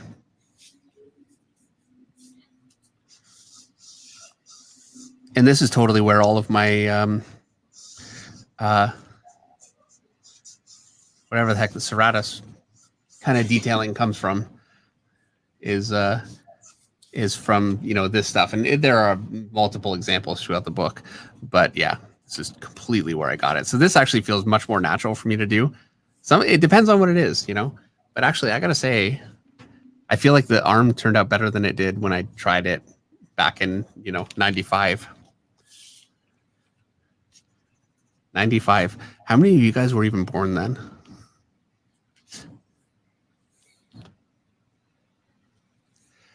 Adrian Ender says, "Hey, Mr. Finch, could you say what you would call your favorite best work of yours so far?" I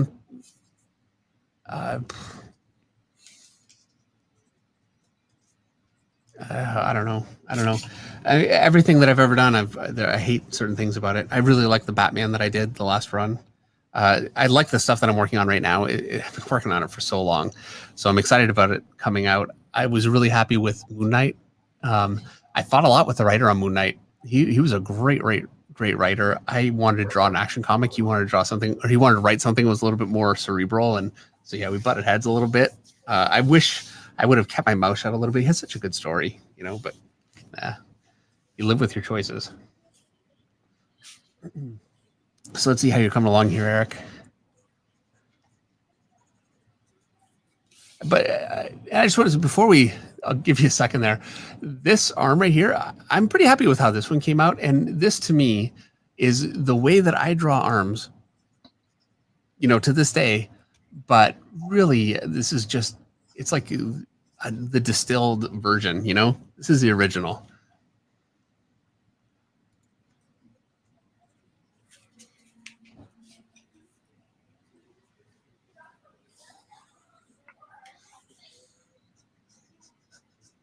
I've lost a lot of anatomy, but yeah, I mean, there are some things working in there.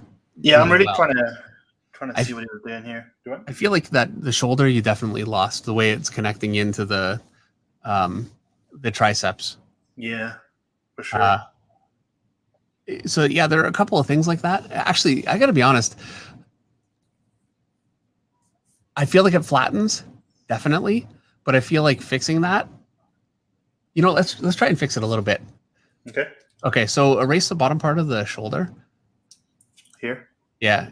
Oh, yeah, that whole, not the back of it really, but where it connects to the triceps.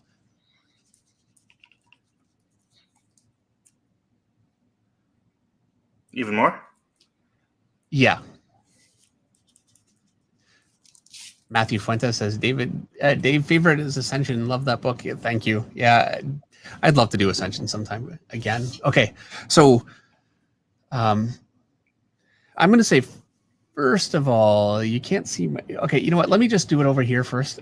Actually, you know what? Here, we can just, I'm acting like we can't just do that. I keep forgetting. Okay. So move yours over a little bit. You're a little off camera. Okay. So with his lower arm here, upper in the picture, obviously, but I feel like you've got this muscle here, and then these ones are kind of coming down a little bit. And that's why it's not really like they should be much more, straight out to the hand.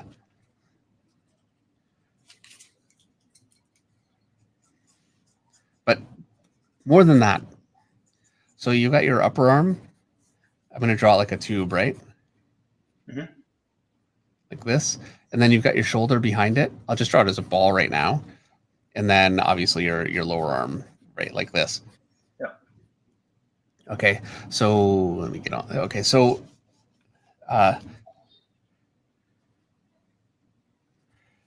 what you really want to do is draw that whole shape kind of like this.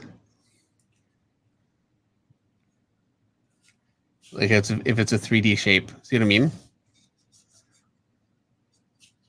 And then your shoulder kind of connects into that. And then you've got your lat that comes out underneath. Yeah, the lat's about here, right? Oh yeah, this is the what do they call it? Teres major or whatever. Yeah, so you want to start much further up here and really flatten that shape out. And then bring this under like this.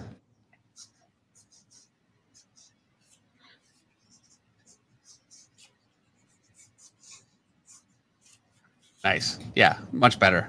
There, that works. It was just you were kind of coming into it flat like that. Okay, makes sense. That's an easy one to do. All right, so we're at 9:30. I think we have time to do, one or two more. So let's keep looking at some slaying here. I can't remember if I bought that book or not. I've got like 5 It was different one of versions the of books it. for the week, wasn't it? I'm sure. If it wasn't, it should be. Actually, I don't know that it was. Don't think I have it. I mean, there's so much incredible stuff. I love that head. It's really great. It's so hard to just make a choice.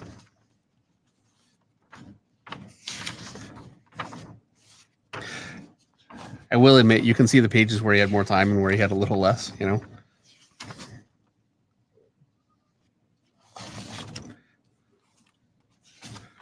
Let's see.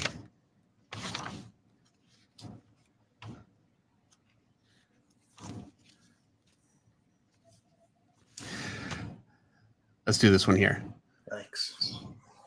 I love that figure. Just get a picture. Oh boy. Merp Derp says it's so Frazetta. I love it. Yeah, it really is. I think Simon Bisley's biggest influences, and obviously, he's got a lot, so I can't just say, but Frank Rosetta, Richard Corbin, and Bill Sienkiewicz, I would say, would be his offhand. I think those would be his biggest. All right, you ready? As ready as I'll ever be. Okay, here we go. Yep.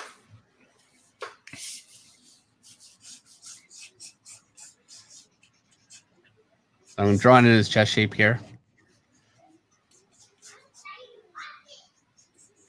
Shoulder. So I think we're going to do this one.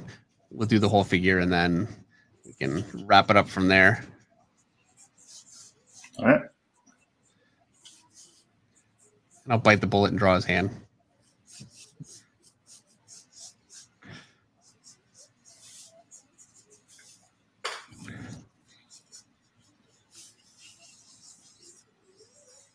It really is flashbacks to me, Eric, from times when I wouldn't draw the hand because it was too hard.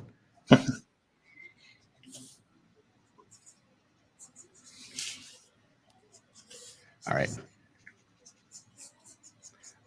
Part of the reason I wanted to do this one is I really liked how he's got the lighting across that arm.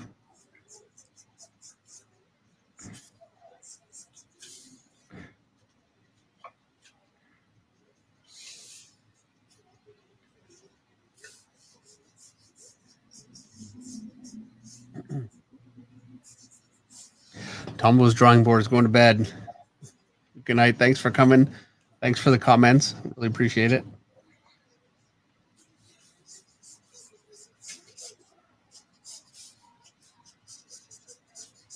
And for the Kevin O'Neill.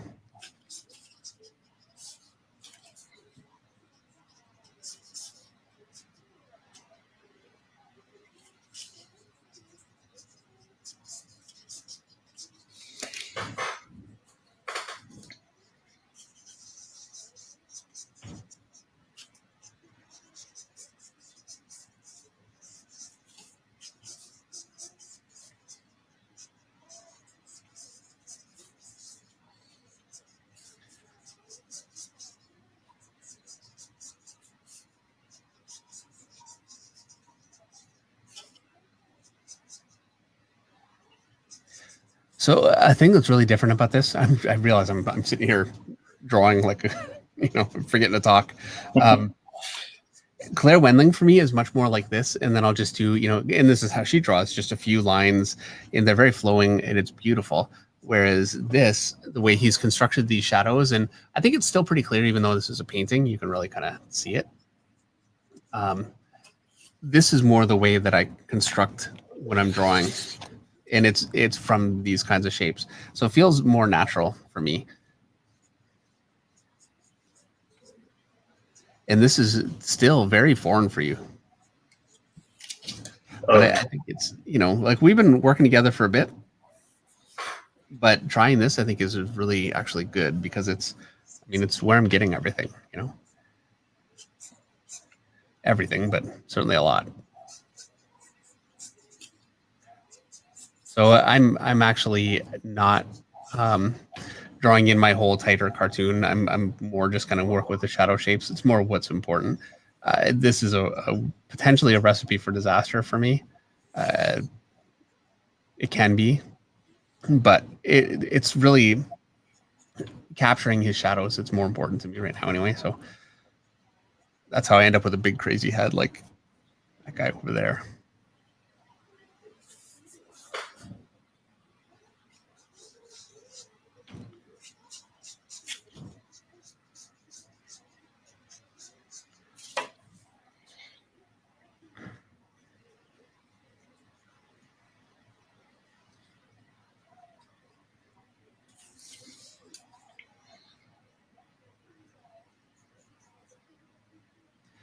And I think Simon Bisley is an artist that's similar to Jim Lee in the sense that I know his influences and I can see them in his work. But then there are things that he does that I just don't know where he would have gotten it. Some of his facial construction, a lot of the way that he works, it's just really his own.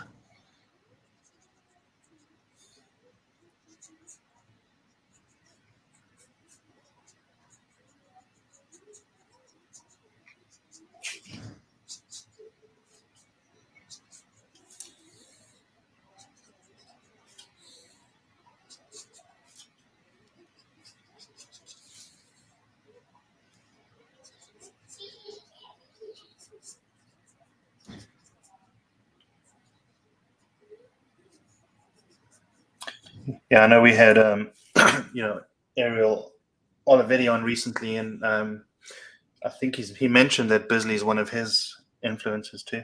Yep. Yeah, and you can see it, and he's very much got his own style.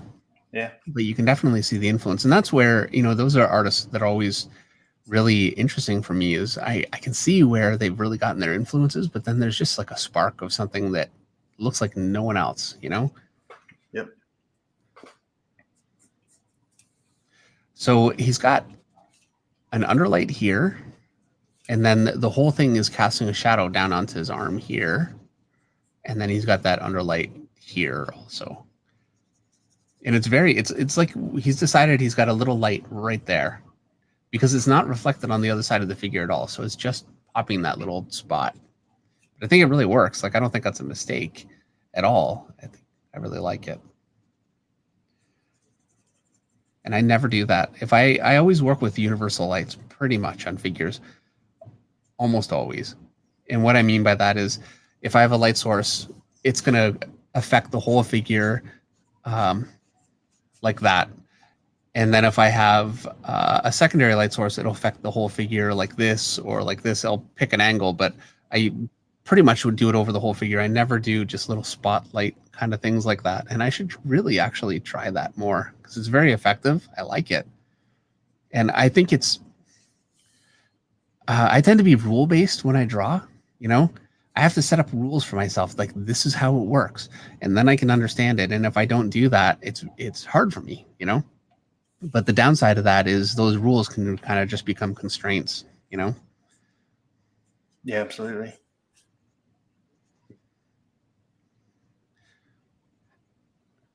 That might be one of the things that is kind of difficult to get past in painting as well, because you want to have that repeatable process. This is how I do it, and if it doesn't go like that, it can be very hard to. It's a bit of a hard pill to swallow, Yeah, it's like I need to figure out rules. Okay, here's the rule. I've got the rule. And when I can't apply that rule to another situation, I find it very, very difficult. And I know it's my personality too. Like, I'm working at the same beat up, destroyed looking desk that I've had for the whole time I've been an artist, and I will never change it. I don't care. Uh-huh. I have a hard time adjusting. So he's got a little bit of that light kind of reflected under here.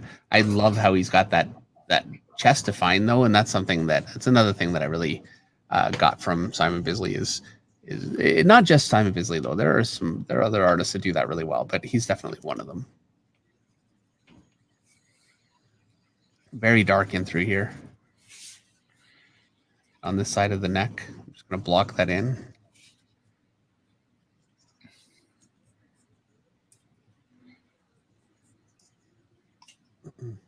Oh, Kenny's going. Bye, Kenny. I might have missed him. If I missed you, I'm sorry, Kenny.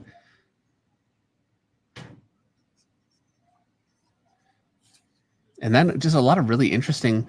He's creating these are kind of his serratus, and I'm going to try and kind of capture that. It's so strangely done. But, it's also a zombie.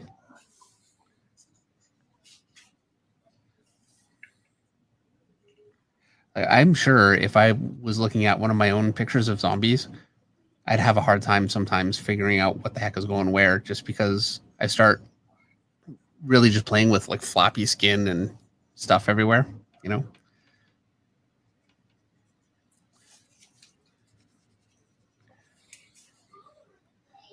Kind of just letting it flow and see what comes out.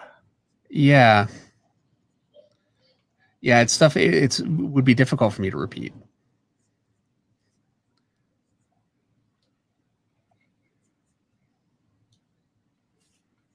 Wow, what is he doing there? That is throwing me off. I'm not worrying about he's got his chest kind of exposed, like you can see the bones. I'm just gonna. Yeah. It's not really what I'm trying to do, so I'm just gonna ignore that. Well, in particular, it's not a six-pack. I don't know. Because you have the underside of the chest, and some people do have that definition there. and then he has 2 more abdominals, and then Yep.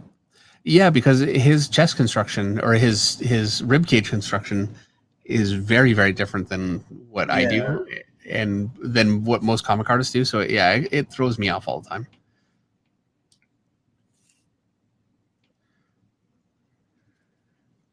yeah. So those 2 that you're drawing there is basically what I think what he's considering right under the rib cage. Well, this would be, I would see it like this. So here's my chest.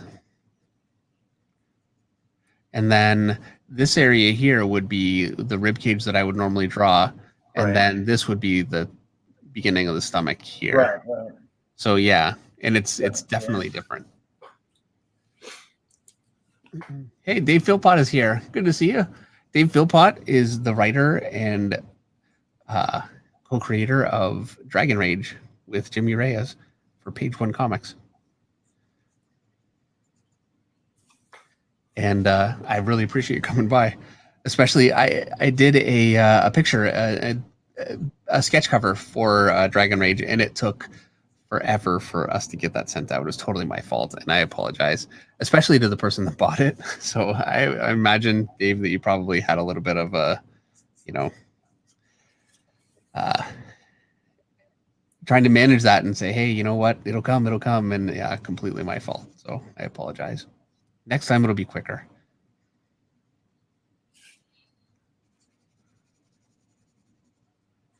And actually, I've been reading a lot of Dave's. He's got a lot of great writing advice on Instagram right now. He's posting up. So if you follow him on Instagram, he's got something basically every day, and it's all really good stuff. Definitely recommend it. All right. So his ribs here, he's got an underlight going on here, and this is where I find I can struggle. So I'm going to kind of draw the outline here. And the way that I always do double lighting, I'm just going to make up some stuff in here really quickly. This is all pretty just dark. Okay, so if my light's kind of coming from here, what I need to do basically is just light it as if I could almost turn it upside down. I'm going to do that. And now I'm just lighting it as if it's from here, and there's my anatomy. So I've got, a muscle here. The big challenge here is, heck if I know what the muscles look like when I'm angling it this way. It'll be a little bit tough, but I find it can be difficult for me to flip my lighting upside down and get my forms to light my forms the way that I want. And doing that can really kind of help me out. Matthew Brooks says, just checked out Dragon. It's not that late, Eric. Matthew Brooks says, just checked out Dragon Rage. It looks awesome. Yeah, it's a great book. Dave actually put up a sample of the script for page 1 for Dragon Rage. It was very, very cool. For issue 2.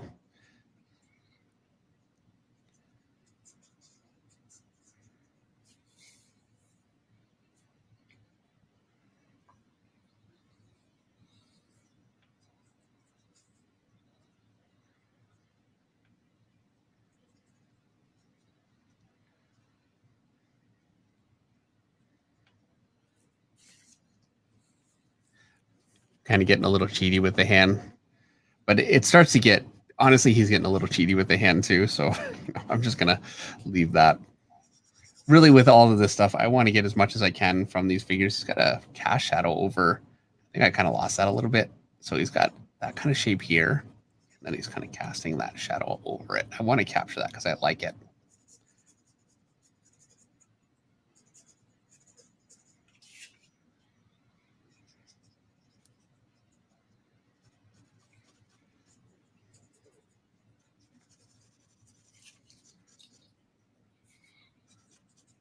That's going to be pretty much be it for me for that one.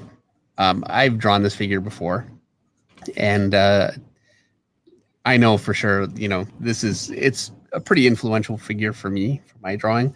And you'll find, when you do this is where you develop your library, and this is where, you'll be able to look back and say, okay, yeah, so much of what you do. I've drawn this figure probably 300 times by now, probably more. Varying kind of versions. I don't generally go quite as high over here, but that basic figure, yeah, I've drawn a bunch of times, and it really just comes from here. So Tomakar says, this is so dope. Dave, ever think of doing a Greg Capullo study on his composition and art in general? Yeah, actually, I think that would be a lot of fun to do. I think we'd get a lot out of that. I'd spend 2 hours on teeth. And there's so many things he does really, really well. I think it'd be interesting. And it's a very different style than I do. So I'd have some learning to do for sure.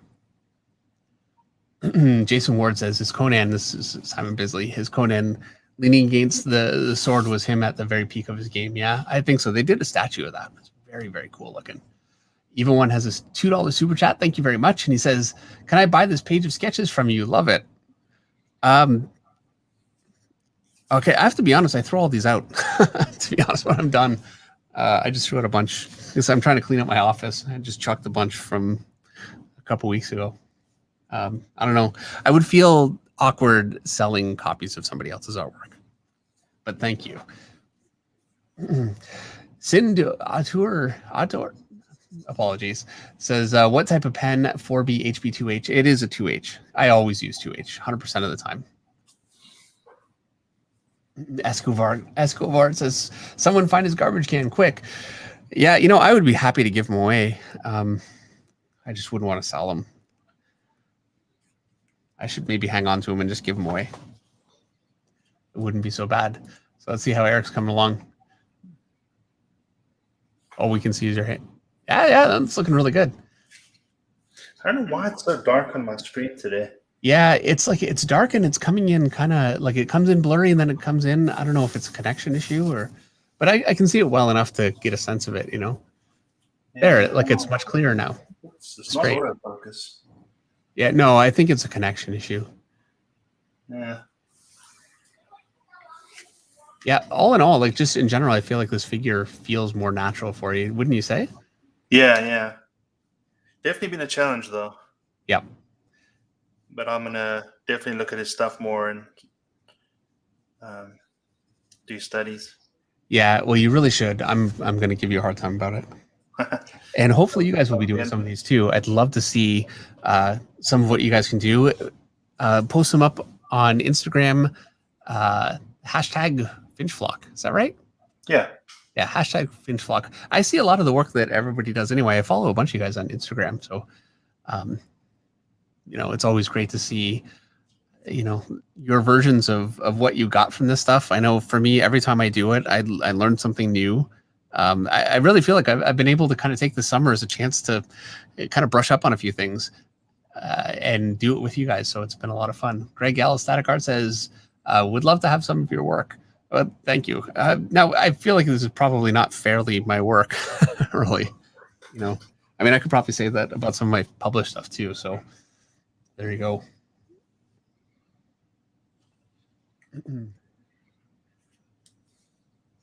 Yeah, I feel like all in all, this was harder for you than Claire Wentling. Like she seemed like it was much more natural.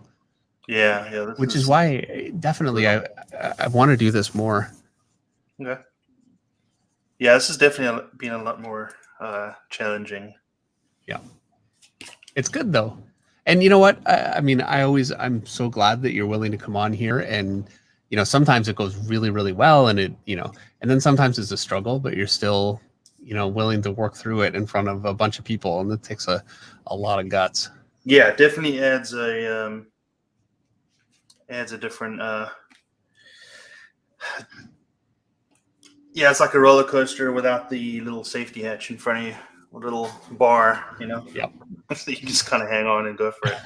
I always loved about art, you know, it's not like being an athlete where you go out there and you take your swing and it is what it is. You know, you can just keep erasing. But when you're doing this on a live stream, yeah, you really don't get that. Yeah, you got to race and then I got to make sure there's some conversation happening. And yep. Yeah. Matthew Brooks says, Dave and Eric, have you ever thought of doing a study from Bisley or another painter in paint? Yeah, actually, we talked about it and then we didn't. I've done it before, and I think we're going to try it. So, yeah, I'd really like to do it. Actually, you know, that might be something we could do on a stream. I mean, I don't know how you'd feel about that, Eric, but yeah, that'll be fun. I think that could actually be a lot of fun. Tomikar says, Dave, thank you for teaching me to copy and do them from memory. It really helped me this summer. I felt like a better version of school. Thank you so much. And Charles Petrie says, well, it's your interpretation. I'm guessing, Charles, you mean my interpretation of drawing. Yeah, that's true. It's not Bisley. I mean, I'm not ever able to capture any of the artists that I'm looking at when I do this. I'll have to grab. I still have stacks of the stuff. I'll have to grab it and just find some way to give it away. I know we have Monday Night Draw. Maybe we could. Meredith gets so upset whenever I do a giveaway, though, Eric, because she has to mail stuff out because I never do it. So, yeah. It's horribly dark.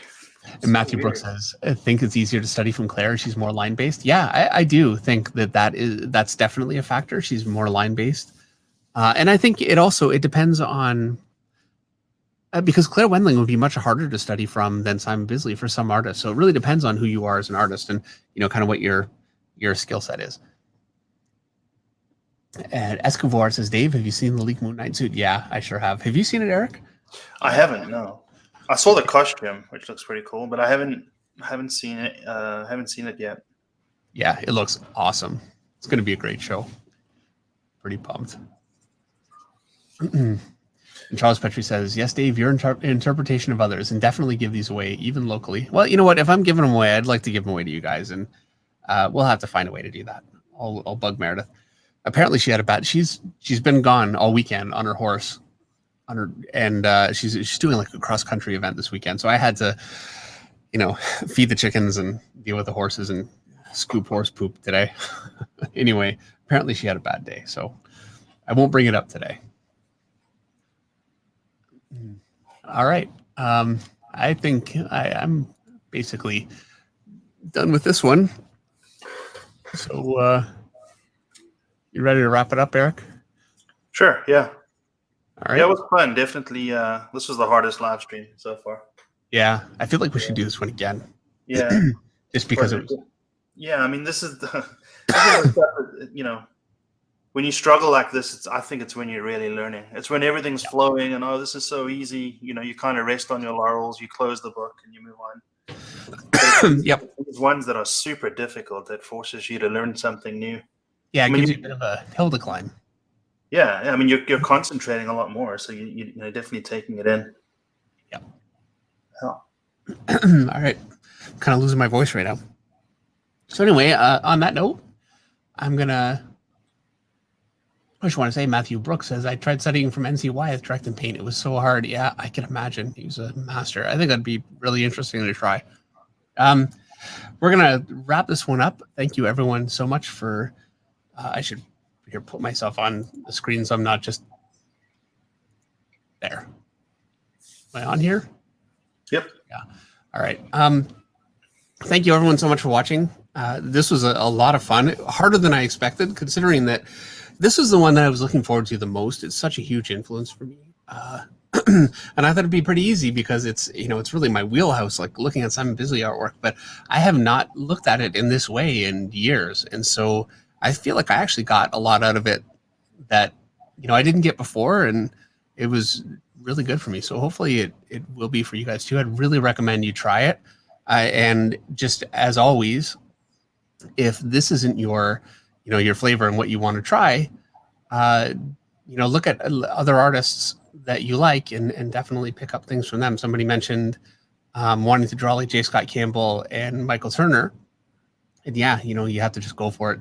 Look at their stuff, look at their influences. Michael Turner, his influences really, I'm going to tell you right now, were Mark Silvestri, J. Scott Campbell, and Will Spataccio. Early on, Will Spataccio. And a lot of his layout, the way he laid out his panels was direct from Will's at the time. So, just throw that out there. All right. So thanks again. I will see you. I'll have a new tutorial video this week. So that's coming. And then it's going to be a couple of weeks before we can do a live stream, but we'll have another one up in just about 2 weeks, hopefully. I'm getting a floor too. So we're going to do like a cheapo tack down floor. I'm terrible on floors in my office, especially with paint. So yeah, everyone have a great week. Thank you so much. Eric, you want to say something before we go? Yeah, thanks again. That was great. Yeah, I'm looking forward to seeing everyone's take at this. And, Yeah. as Dave mentioned before, this is the way to learn. Just pull out your favorite artist, do a bunch of studies, keep doing it. Yep. And definitely challenge yourself. Yeah. Yeah. Yeah. And, sometimes more than others, for sure. And, the times that it's a real challenge is the time to, go back the next day and try it again. Yep, absolutely. Thanks so much. All right. Thank you. Thank you, everyone. Have a great week. Good night. All right, see you guys. Bye.